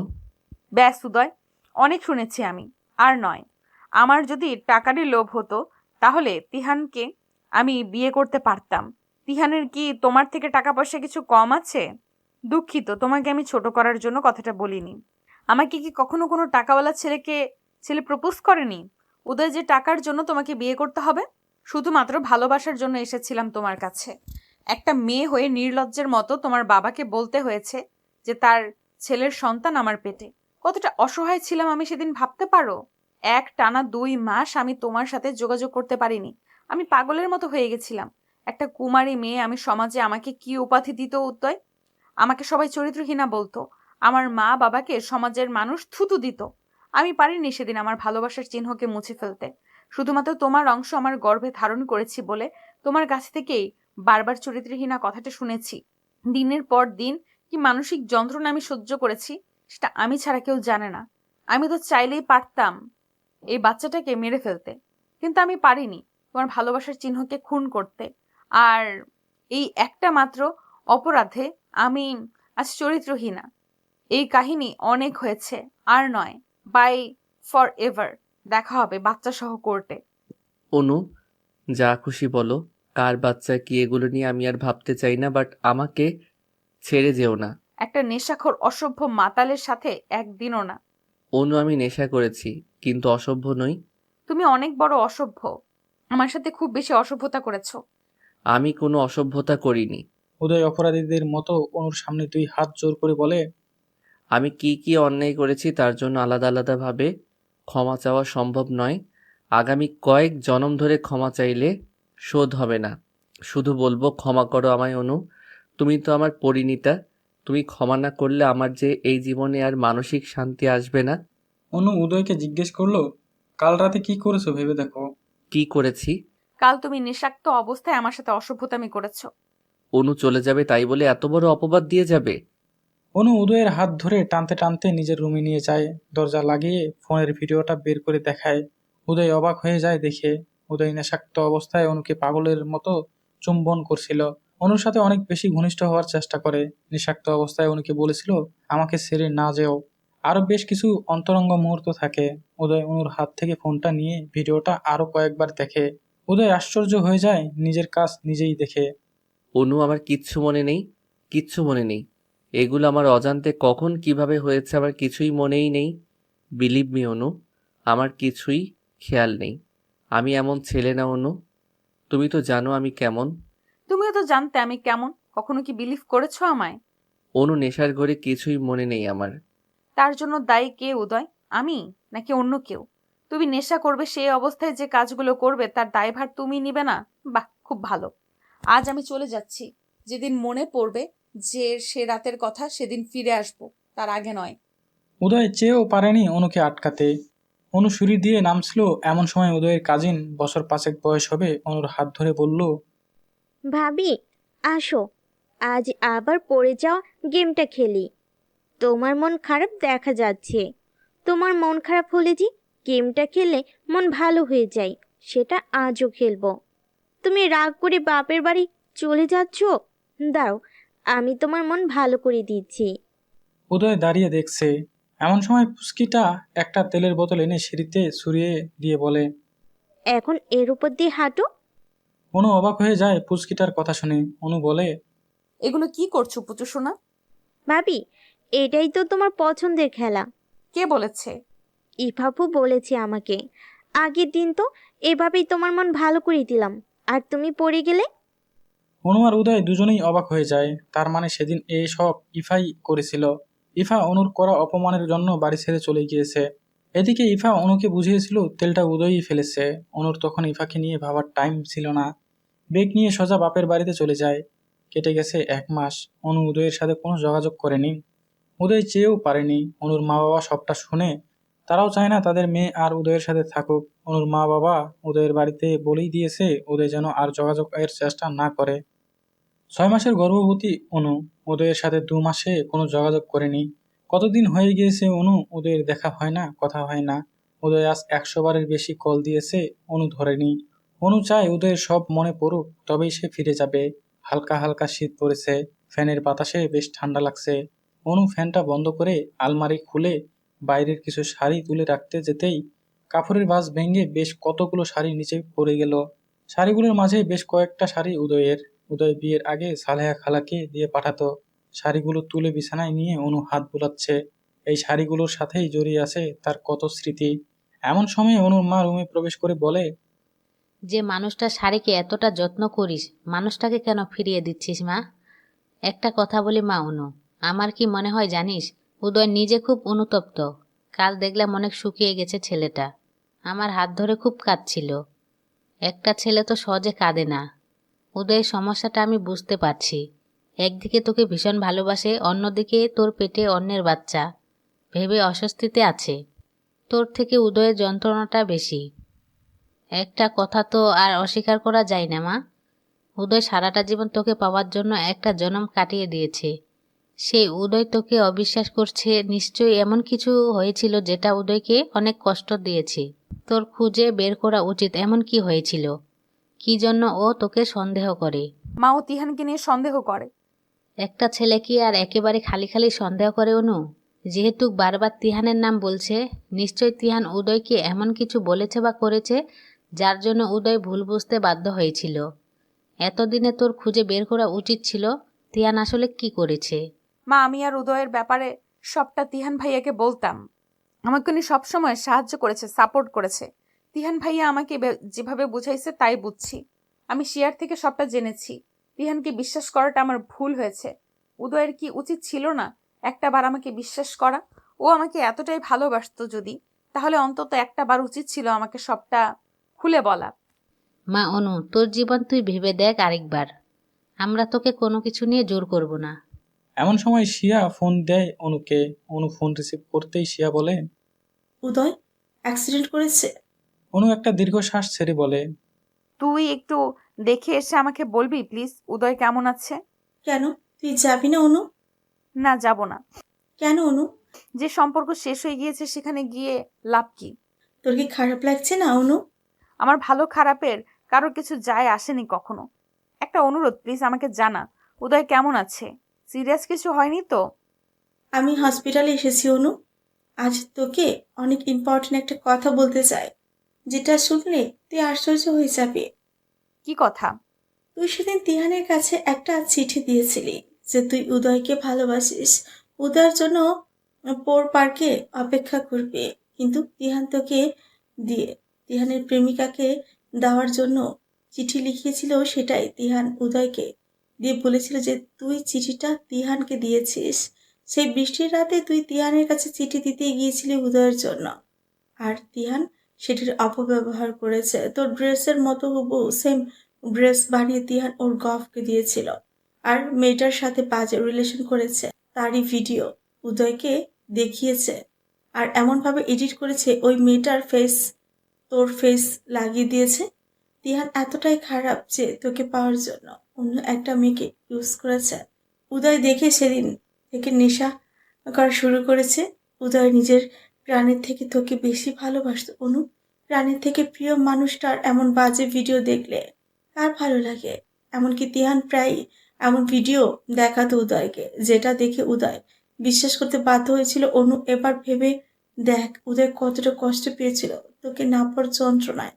তিহান যখন বারবার উদয়কে বলতো অনু তার, অনুর সব কিছু দিয়েই তিহানকে ভালোবাসে। উদয়ের মনের ক্ষতটা দেখ অনু, উদয় যে বেঁচে আছে সেটাই অনেক বড় ব্যাপার। উদয়ের অবস্থা ভালো না অনু, পারলে একবার দেখতে আয় প্লিজ। অনু ফোনটা কেটে অনুর মা বাবাকে সাথে নিয়ে হসপিটালে গেল। উদয়ের কেবিনে ইফাও উপস্থিত। ওদের অ্যাক্সিডেন্ট শুনে ইফা এসেছে। কেবিনের বাইরে সবাই বসে আছে। ডাক্তার একজন একজন করে অ্যালাউ করেছে দেখা করার জন্য। অনু গিয়ে দেখে যে ইফা ভেতরে উদয়ের মাথার পাশে টুল নিয়ে বসে আছে। ইফা উদয়ের কাছে জানতে চাইলো এভাবে অ্যাক্সিডেন্টটা কিভাবে হলো। উদয় উত্তর দিল, ইচ্ছাকৃতভাবেই হলো। ইচ্ছাকৃতভাবে মানে? আমি নিজেকে শাস্তি দিতেই এমনভাবে বেখেয়ালভাবে রাস্তা ক্রস করছিলাম যাতে আমার অ্যাক্সিডেন্ট হয়। যদি বড় কিছু হয়ে যেত? বড় কিছু হতেই এমন করেছি। আমি বেঁচে থাকতে চাইনি, তাই। এসব পাগলামির কারণ কি উদয়? অনু, মানে? এসবের মানে অনু, আমি অনুর জন্য এমন করেছি। কি লাভ এতে উদয়? যে ছেড়ে চলে গিয়েছে তার জন্য এসব পাগলামো করে? অনুকে আমি যতটা আঘাত দিয়েছি ততটা নিজে পেতেই নিজেকে ক্ষত করেছি। উদয়, যে তোমাকে ভালোবাসে তার দিকে ফিরেও তাকিয়ে দেখলে না, যে প্রতিটা মুহূর্তে তোমাকে চায়, যে তোমাকে ভীষণ ভালোবাসতে চায় উদয়, আমার দিকে তাকিয়ে দেখো না উদয়। এতদিন আমি বলতে পারিনি তোমাকে, ভেবেছি তুমি একদিন না একদিন ঠিকই আমাকে বুঝবে, কিন্তু না, তুমি আজও অনুকে নিয়েই পড়ে আছো। ভেবেছিলাম অনুকে ঘৃণা করো, হয়তো আমাকে মেনে নিবে, কিন্তু তোমার মনে বিন্দুমাত্র জায়গা আমার জন্য নেই। ইফা, আমার ঘৃণাতেও অনু, আমার অবহেলাতেও অনু, আমার ভালোবাসাতেও অনু, আমার ভালোবাসার প্রথম এবং শেষ শব্দ অনু। এসব কি বাজে কথা বলছো? তুমি আমাকে ভালোবাসো? প্লিজ, ভালো লাগছে না এগুলো শুনতে। অনু দরজায় দাঁড়িয়ে আছে। হঠাৎ ইফার চোখ পড়লো অনুর দিকে। ইফা উঠে এসে অনুকে বলে, তোমার এখানে কি চাই? উদয়ের পাশে এখন আর তোমাকে প্রয়োজন নেই, তুমি চলে গিয়েছিলে, এখন কি চাই তোমার? যাও এখন। তোমার সাথে বোঝাপড়াটা পরে সেরে নিব। এখন আমার স্বামী অসুস্থ, সো লিভ হেয়ার। ইফা অনুকে কিছুতেই ঢুকতে দিবে না। উদয় অনুর কণ্ঠ শুনে অনুর নাম ধরে ডাক দেয়। অনু ইফাকে একটা ঝটকা মেরে ফেলে দিলে বলে, তোমার সাথে অনেক বোঝাপড়া আছে আমার, ভেবো না আমি কিছুই জানি না। নিজে তেল ফেলে উদয়কে ফাঁসাতে চেয়েছিলে তুমি। বলেই অনু কেবিনের মাঝে প্রবেশ করে। অনু উদয়ের পাশে টুলে বসে উদয়ের হাত ধরে হু হু করে কেঁদে দিল। উদয় খুব খারাপভাবে ক্ষতবিক্ষত হয়েছে, অনেক রক্ত ঝরেছে। অনু কেঁদেই যাচ্ছে। উদয় অনুকে বলে, এভাবে কাঁদছো কেন? আমার কিছুই হয়নি। তোমার শরীরে যতটা আঘাত আমি করেছি সে তুলনায় এটা কিছুই না। হসপিটালে উদয়ের হাত ধরে বসে আছে অনু। উদয়ের অ্যাক্সিডেন্টের কারণ জানতে চাইলে উদয় বলে সে অনুকে অনেক অত্যাচার করেছে, অনুকে আঘাত করেছে, ব্যথা দিয়েছে। সেটা উদয়কে মানসিক শান্তি দিচ্ছিল না। অনুকে দেওয়া আঘাত নিজে নিতেই উদয় অ্যাক্সিডেন্ট করেছে। উদয়ের মুখ থেকে এ কথা শুনে অনু আরো ভেঙে পড়েছে। অনুর চোখের পানিতে উদয়ের হাত ভিজে যাচ্ছে। দুজনের কারো মুখে কোনো কথা নেই। উদয় অনুকে বলে, আমার বেবি কেমন আছে? আমার বেবি কথাটা শুনেই অনুর মনে প্রলয় শুরু হয়। এই কথাটা শুনবে বলে অনু এত কষ্ট সহ্য করেছে। কাল রাতে একটা পেশেন্ট তার বডির একটা সমস্যা দেখাতে ভিডিও পাঠিয়েছিল। আমি গ্যালারিতে ভিডিও দেখতে গিয়ে হঠাৎ একটা ভিডিও চোখে পড়ল। আমার অজান্তে কখন এই ভিডিও হয়েছে আমি নিজেও জানি না। ভিডিওটা দেখে আমার মরে যেতে ইচ্ছা করছিল। অনু, আমি কখনোই কষ্ট নিয়ে বেঁচে থাকতে পারবো না। সে রাতে তোমার আমার মাঝের ঘটে যাওয়া ঘটনা আমি জানি না কিভাবে আমার ফোনে ভিডিও হয়ে গেছিল। অনু, আমি তখনই নিশ্চিত হয়েছি সব অপরাধ আমার। তোমার গর্ভে আমারই সন্তান বড় হচ্ছে। অনু, আমি খুব খারাপ। এই খারাপ আমিটার তোমার উপর কোনো অধিকার নেই। আমার সন্তান তো পেটে থেকেই জেনে গিয়েছে ওর বাবা কতটা খারাপ বাবা। ওর জন্মের আগে আমি মরে যেতে চাই। সারাটা জীবন তুমি আর আমার সন্তান আমাকে অপরাধীর চোখে দেখবে, এটা আমি মেনে নিতে পারবো না। অনুকে কথাগুলো বলার সময় উদয় খুব কাঁদছিল। উদয়ের কান্না দেখে অনু নিজেকে সামলাতে না পেরে অনুও কেঁদে ফেলে। অনু উদয়কে বলে, আমি তো শারীরিক আঘাত পেয়েছি, আর তুমি যে মানসিক আঘাত পেয়েছো। শরীরের আঘাত সহ্য করা যায়, কিন্তু মনের আঘাত সহ্য করা যায় না। উদয়, আই এম সরি উদয়। সবকিছুর জন্য আমি দায়ী। সম্পর্কে কখনো তৃতীয় পক্ষকে পার্সোনাল কথা বলতে নেই। উদয়, তিহান আমার সরলতার সুযোগ নিয়ে এত কিছু করেছে, তোমাকে কষ্ট দিয়েছে। আমি কখনো ভাবতে পারিনি যে তিহান এতটা শত্রুতা করবে আমাদের সাথে। আমি জানতাম না তিহান তোমাকে খারাপ ভিডিও এডিট করে দিত। উদয়, আমার খুব কষ্ট হচ্ছে এটা ভেবে। এতদিন তুমি মানসিকভাবে কতটা যন্ত্রণা সহ্য করেছো। মনের যন্ত্রণা সহ্য করা যায় না, এটা খুব কষ্টের ব্যাপার। আমি আমার রাগ, অভিমান, কষ্ট সব ভুলে গিয়েছি। বিচ্ছেদের পরেও যে ভালোবাসা ফিরে আসে সেটা হলো শুদ্ধতম ভালোবাসা। রাগ অভিমান আছে বলেই হয়তো ভালোবাসার গভীরতা বোঝা যায়। সত্যিকারের ভালোবাসা একদিন না একদিন ঠিকই সব ভুল বোঝাবুঝি মিটিয়ে পরস্পরের কাছে আসে। উদয় আর অনুর মাঝের সব ভুল বোঝাবুঝির অবসান হলো অবশেষে। অনু উদয়ের কাছে জানতে চাইলো সেদিন এমন কি হয়েছিল যার জন্য উদয় এতটা ভুল বুঝেছিল। উদয় তখন অনুকে সেই কাল রাত্রির বর্ণনা দিল। তিহান সেদিন আমাকে বলেছিল তুমি তিহানকে ভালোবাসো আর তিহানের সাথে দেখা করবা। তিহান আমাকে ফোন দিয়ে নিয়ে গেছিল সেদিন। আমি তোমার মুখে অনেক হাসি দেখেছিলাম। তোমাকে তিহানের সাথে দেখে মেনে নিতে পারিনি। তিহান সাথে সাথে আমাকে ভিডিও পাঠিয়ে দিয়েছিল যেটা এডিট করা ছিল। আমি বুঝতে পারিনি। তাছাড়া তোমার লেখা স্পষ্ট হাতের লেখার চিঠি দেখে আমি বিশ্বাস করতে বাধ্য হয়েছিলাম। সেদিন সেই হাসিটা তোমার জন্যই ছিল পাগল। আমি তিহানকে বলেছিলাম তিহান যেন তোমাকে জানিয়ে দেয় তোমার অনু তোমাকে ভালোবাসে। দুজনের চূড়ান্ত ভুল বোঝাবুঝির শেষে উদয় সুস্থ হলে বাড়িতে ফিরল দুজন। পরিবারে অনেকদিন পর আনন্দের উল্লাস শুরু হলো। ফ্যামিলির সুখ শান্তি ফিরে আসাতে উদয়ের বাবা বাড়িতে একটা ছোট্ট দোয়া অনুষ্ঠানের আয়োজন করলো। উদয় অনুর জীবনের সুখ শান্তি কামনা করে দোয়া করলো সবাই। ব্যালকনিতে দাঁড়িয়ে আছে অনু। উদয় অনুর হাত ধরে বলে, অনু বেস্ট বাবা আর বেস্ট হাজবেন্ড হয়ে দেখাবো, দেখে নিও। তুমি সবসময়ই বেস্ট ফর মি। অনু নিজের পেটে হাত দিয়ে বলে, এই পুচকু, তোর বাবা তোকে খুব ভালোবাসে তাই না? অনু পুচকু খুব হ্যাপি আর জানো, পুচকু বুঝে গিয়েছে ওর বাবা ওকে খুব ভালোবাসে। সেদিন উদয় আর অনুর কথার মাঝে ইফা উপস্থিত হয়। বিষয়টাতে অনু খুবই বিরক্ত। অনু কিছুই না বলে চুপ হয়ে মুখ অন্যদিকে ঘুরে দাঁড়িয়ে আছে। উদয় ইফাকে বলে, কিছু বলবে? আমার শরীরটা খারাপ, একটু দেখে নিবে? কি সমস্যা, জ্বর নাকি অন্য কিছু? তুমি তো ডাক্তার, একটু ভালোভাবে চেক করে দেখো না কি হলো। সিরিয়াস কিছু হলে ভালো ডাক্তারের কাছে যাও। আমি তো আর সব কিছু বিশেষজ্ঞ না। তুমি একটু যাবে প্লিজ? কাল সকালে বাড়ি চলে যেও, তারপর নিজের ফ্যামিলির সাথে ডাক্তারের কাছে যেও। কিছু মনে করো না অনু, এখন অসুস্থ। আমরা এখন বাড়তি মানুষ চাইছি না আমাদের ফ্যামিলিতে। তাছাড়া আত্মীয় বাড়ি বেশি দিন এসে থাকাটাও ঠিক নয়। আর হ্যাঁ, ইফা, তোমাকে পুলিশে দেওয়া হয়নি, এটাই অনেক বড় ব্যাপার। সিঁড়িতে তেল ফেলে অনুর ক্ষতি করতে চেয়েছিলে তুমি। তুমি কি ভেবেছ আমি সবটা ভুলে গিয়েছি? আমি কিছুই ভুলিনি। কেন করেছো এগুলোর উত্তর দাও। অনুকে কষ্ট দিতে করেছি, আর যা করেছি বেশ করেছি। অনুর জন্য আমি তোমার ভালোবাসা পাইনি উদয়। আমি তোমাকে চাই উদয়, ভীষণভাবে চাই। এই জীবনে আমার তোমাকে চাই। অনু ইফার গালে একটা থাপ্পড় মেরে বলে, অনু ইফার গালে একটা থাপ্পড় দিয়ে বলে, টিয়ানের সাথে মিলে সবটা তুমি করেছ। আমার আর উদয়ের সব অশান্তির মূলে তুমি রয়েছ। দেখো ইফা, আমি আর উদয় আজ এক হয়ে গিয়েছি। আর চাইলেও কেউ আমাদের জীবনে অশান্তি করতে পারবে না। ইফা রাগে অপমানে ফুঁসতে ফুঁসতে উদয়ের বাড়ি থেকে বেরিয়ে যায়। এইদিকে অনু গাল ফুলিয়ে আসে। উদয় অনুকে কোলে নিয়ে রুমে নিয়ে যায়। অনুর একটা মাথা ধরেছে। উদয় অনুর মাথায় হালকা একটু নারকেল তেল দিয়ে মাথায় চিরুনি দিয়ে চুল বেনি করতে করতে বলে, অনু, আমার মনের মাঝে খুব অশান্তি হয় সব সময়। কেন? অতীত, সব সময় আমার অতীত মনে পড়ে। অনু উদয়ের দিকে ঘুরে উদয়ের কপালে একটা চুমু দিয়ে উদয়ের বুকে মাথা দিয়ে বলে, জানো, আমার এখন সব সময় খুবই শান্তি লাগে, কারণ এই বুকটায় মাথা রাখতে পারি। আগে কি হয়েছিল সব ভুলে গিয়েছি। আমার এখন তুমি আছো, এতেই আমি খুশি জান পাখি। উদয় অনুর মাথায় থুতনি ঠেকিয়ে বলে, অনু, তুমি আছো বলে জীবনটা এত সুন্দর। এই জন্য ছোটবেলা থেকে আমি শুধুই তোমাকে ফলো করতাম। ছোটবেলায় উদয় অনুকে ফলো করত, আর মাঝে মধ্যে অনুর ব্যাগ থেকে টাকাও চুরি করত। সেগুলো ফেরত চায় অনু। উদয়কে অনু বলে, তুমি প্রায় আমার টাকা চুরি করতে। ওয়েট, টাকা দিচ্ছি। উদয় আলমারি খুলে অনুর থেকে নেওয়া সব টাকাগুলো বের করে দেখালো। সব টাকার গায়ে লেখা আই লাভ ইউ অনু। অনু টাকাগুলো গুনে হিসাব করলো। 2 টাকা থেকে শুরু 1000 টাকার নোট সবই আছে। অনু গুনে দেখলো 18,200 টাকা মোট হয়েছে।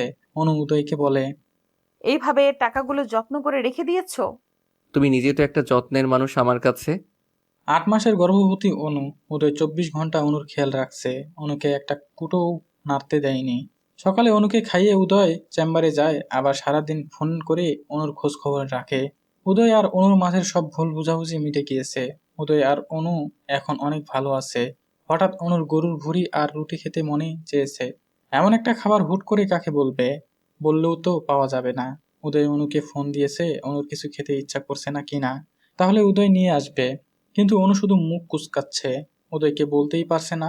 এমন সময় সালেহা খালা উদয়কে পাশ থেকে বলে, উদয় বাবা, অনুমায়ের তো গরুর ভুঁড়ি খেতে ইচ্ছে করছে। উদয় সবগুলো রেস্টুরেন্টে ফোন দিয়ে একটা রেস্টুরেন্টের রান্না করা ভুঁড়ি পেয়ে গেল। উদয় রেস্টুরেন্ট থেকে ফেরার সময় অনুর জন্য বেশ কয়েকটা শাড়িও কিনলো, সাথে কাচের চুড়িও কিনলো, কারণ আজ অনুর জন্মদিন। উদয় অনুকে একটা সারপ্রাইজ দিতে চায়। উদয় হঠাৎ খেয়াল করে তিহানকে পুলিশে ধরে নিয়ে যাচ্ছে। উদয় একটা পরিচিত লোকের থেকে জানতে পারে একটা মেয়ের সাথে ভালোবাসার অভিনয় করে তাকে রেপ করে এতদিন লুকিয়েছিল। পুলিশ আজ তাকে খুঁজে পেয়েছে। উদয় যেন মারাত্মক একটা স্বস্তি পেল। অপরাধ করে কেউ কোনোদিন পালিয়ে ভালো থাকতে পারে না। ইফা নিজেই অনুতপ্ত, আর তিহানের বিচার আইন করবে। উদয় বাসায় ফিরেই অনুকে পেছন থেকে জড়িয়ে ধরে গালে কয়েকটা চুমু দিয়ে বলে, শুভ জন্মদিন কলিজা। অনু অবাক হয়ে যায় উদয় এত ঝামেলার মাঝেও এটা মনে রেখেছে। অনু উদয়কে জড়িয়ে ধরে বলে, আই লাভ ইউ টু কলিজা, ভীষণ মিস করছিলাম তোমাকে। কয়দিন বা বাঁচবো, বেশি টাকা দিয়ে আর কি করব? ডিউটি কমিয়ে দিয়ে তোমাকে টাইম দিব। অনেক টাকা জমিয়ে রেখে মারা গিয়ে লাভ কি? তার থেকে তোমাকে সময় দিব, সেটাই ভালো হবে, তাই না কলিজা? উদয়, অনেকটা ভুল বোঝাবুঝির পরে আমরা এক হয়েছি। বাকিটা জীবন এইভাবেই তোমার হাত ধরেই কাটিয়ে দিতে চাই। অনু, আমি অনেক ভাগ্যবান। আমার সব দোষ ত্রুটি ক্ষমা করে দিয়ে এ অধমকে তোমার জীবনে জায়গা দিয়েছ। তোমাকে পেয়েছি, আমি অনেক ভাগ্যবান। তাই সারাটা জীবন এইভাবেই পাশে থেকো। অনুর পেটে একটা চুমু দিয়ে বলে, আমার বেবিকে আমার কোলে তুলে দাও অনু। একটা মানুষের জীবন অপূর্ণ বেবি ছাড়া। তুমি আমার কাছে আল্লাহর দেওয়া বেস্ট গিফট। আর তুমি বেস্ট বলেই তোমার মতোই বেস্ট গিফট আমাকে দিতে চলেছ। আমার জীবনের সবটুকু সুখ দিয়ে আমি তোমাদের সুখী রাখবো অনু। আমি তোমার জন্য ছোট্ট একটা ড্রিম হাউস বানাবো অনু, যেখানে তুমি, আমি আর আমার ফিউচার থাকবে। অনু উদয়ের হাত ধরে বলে, বাকিটা জীবন এইভাবেই তোমার হাত ধরেই কাটিয়ে দিতে চাই। উদয় রাত 12টা বাজতেই ইয়া বড় একটা কেক হাজির করলো। নিজের ফ্যামিলি সাথে নিয়ে অনুর জন্মদিন সেলিব্রেট করলো। পরের দিন উদয় নিজ হাতে অনুকে একটা লাল শাড়ি পরিয়ে দিল বাঙালি মতে। হঠাৎ অনুর সাজতে মন চেয়েছে। অনুর ইচ্ছা পূরণ করতেই উদয় অনুকে নিজের মনের মতো করে সাজিয়ে দিল। অনুর লিভার পেইন এর এখনো দেরি আছে, মাত্র 8.5 মাস চলছে। উদয় সেদিন হসপিটালে এমার্জেন্সি মিটিংয়ে ছিল। অনুর হঠাৎ প্রচন্ড পেটে পেইন শুরু হয়েছে। অনু ব্যথায় ছটফট করছে। উদয়কে ফোন দিয়ে জানাতেই উদয় ভয়ে পেয়ে যায়। এত দ্রুত কিভাবে সম্ভব? এখনো তো ডেট হয়নি। উদয় গাইনি ডাক্তারকে বিষয়টা জানালে গাইনি ডাক্তার বলে মিসক্যারেজ এর ভয় আছে। এমন টাইমে খিঁচুনি হয়ে মা বাচ্চা উভয়ই মারা যায়। উদয় কথাটা শুনে মারাত্মক ভয় পেয়ে যায়। বাড়িতে দ্রুত অ্যাম্বুলেন্স পাঠিয়ে দিল। অনুকে হসপিটালে আনা হলো দ্রুত। অনু ব্যথায় ছটফট করছে আর বলছে, উদয়, আমি বোধহয় বাঁচবো না। আমার বেবিকে তুমি দেখে রেখো। উদয় অনুর হাত ধরে বলে, কিছুই হবে না তোমার। তোমার বেবি আর তুমি দুজনেই সুস্থ থাকবে। ভয় পেও না অনু। টেনশনে উদয়ের প্রেসার বেড়ে যাচ্ছে। ডাক্তারকে উদয় বলে দিয়েছে, যেভাবেই হোক মা বাচ্চা দুজনকেই বাঁচাতে হবে। এই বাচ্চার জন্যই অনু অনেক কষ্ট করেছে। এই বাচ্চার কিছু হলে অনুকে বাঁচানো যাবে না। ডাক্তার উদয়কে বলে, অনুকে এখনই অপারেশন করতে হবে, তাহলে হয়তো মা বেবি দুজনকেও বাঁচানো যাবে। উদয়ের অনুমতিতে অনুকে ওটিতে নেওয়া হলো। উদয় অনুর জন্য বিভিন্ন মসজিদে মসজিদে মানত করলো। ফ্যামিলির সবাই টেনশন করছে কি হবে না হবে এটা ভেবে। ইফাও হসপিটালে এসেছে। ওটি শেষ হলে ডাক্তার গুড নিউজ দিল, অনু সুস্থ আছে। যমজ 2টা ছেলে হয়েছে। উদয় যেন খুশিতে পাগল হয়ে যাওয়ার উপক্রম। অনুর কেবিনে ঢুকেই অনুর গালে চোখে চুমু দিয়ে ছেলেদের কোলে তুলে নিল। অনুর হাত ধরে বলে, আল্লাহর কাছে লাখ লাখ শুক্রিয়া, তুমি ঠিক আছো তাই। ইফা অনুর কাছে এসে ক্ষমা চেয়ে নেয়। অনুও ইফাকে ক্ষমা করে দিল। অনুর আর তার 2 ছেলেকে বাড়িতে আনা হলো। অনুর মা বাবাও এসে অনুর বাড়িতেই উঠেছে, কারণ 2টা বাচ্চা সামলাতে অনু আর উদয় দুজনের মা বাবাই হিমশিম খেয়ে যায়। অনু আর উদয়ের মা বাবা দুপক্ষই ভীষণ খুশি। তাদের নাতি নিয়েই তাদের দিন কেটে যায়। বাচ্চাদের বয়স 1.5 বছর হতেই মহা অশান্তি শুরু হয়। বাচ্চা 2টাই হাঁটা শিখেছে। 2টাই ভারী দুষ্ট হয়েছে। উদয়ের ফোন নিয়ে একবার পানিতে ভেজাচ্ছে, ইচ্ছা করে দুজনে বিছানায় হিসু করছে। রিমোট ভেঙে ফেলছে। রুমের জিনিসপত্র সব এলোমেলো করে রাখছে। অনুকে বাচ্চারা অতিষ্ঠ করে তুলছে। রাত 12টার আগে একটাও ঘুমোয় না, আবার ভোর 4টায় উঠে যায়। অনু বাচ্চাদের উদয়ের কাছে রেখে পাশের রুমে গিয়ে ঘুমিয়ে পড়ে। ইদানিং অনু রোজ এই কাজ করছে। বাচ্চাদের বকলে উদয় আবার রাগ করে, তাই অনু উদয়ের কাছেই বাচ্চাদের রেখে যায়। অনেকদিন হয়েছে দুজনে একটু আলাদা সময় কাটাতে পারে না। অনু রাত 11টার দিকে পাশের রুমে গিয়ে ঘুমিয়েছে। উদয় বাচ্চাদের ঘুম পাড়িয়ে পাশের রুমে গিয়ে অনুকে জড়িয়ে ধরে। অনু বলে, এই তুমি যাও তো, সারাদিন তোমার বাচ্চারা আমাকে ঘুমাতে দেয় না। ওদের পিছে ঘুরতে ঘুরতে আমি ক্লান্ত, এখন ঘুমাবো। উদয় আরো একটু শক্ত করে জড়িয়ে ধরে বলে, হুম, আজ বউকে জড়িয়ে ধরে ঘুমাবো। ওদের পাশে আজ সালেহা খালাকে রেখে এসেছি। অনু ঘুম ঘুম চোখে বলে। ওদের ঘুমাতে দাও না। উদয় অনুর গলায় ঠোঁট ডুবিয়ে বলে, একটু ভালোবাসতে দাও না।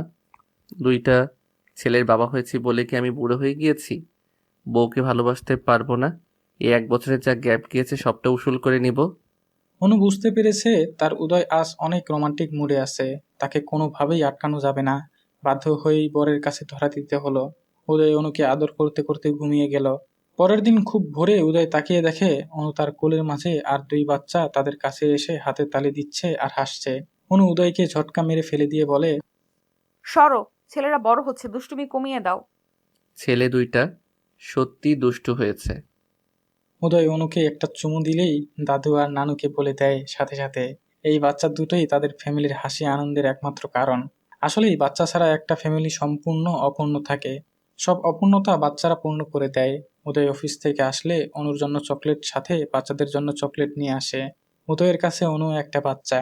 এই দুষ্ট 2টা বাচ্চার জন্য উদয়ের ফ্যামিলি আরো বেশি জীবন্ত হয়ে উঠেছে। উদয় অনুর ভালোবাসা পূর্ণতা পেয়েছে তাদের 2 সন্তানের জন্য। সমাপ্ত।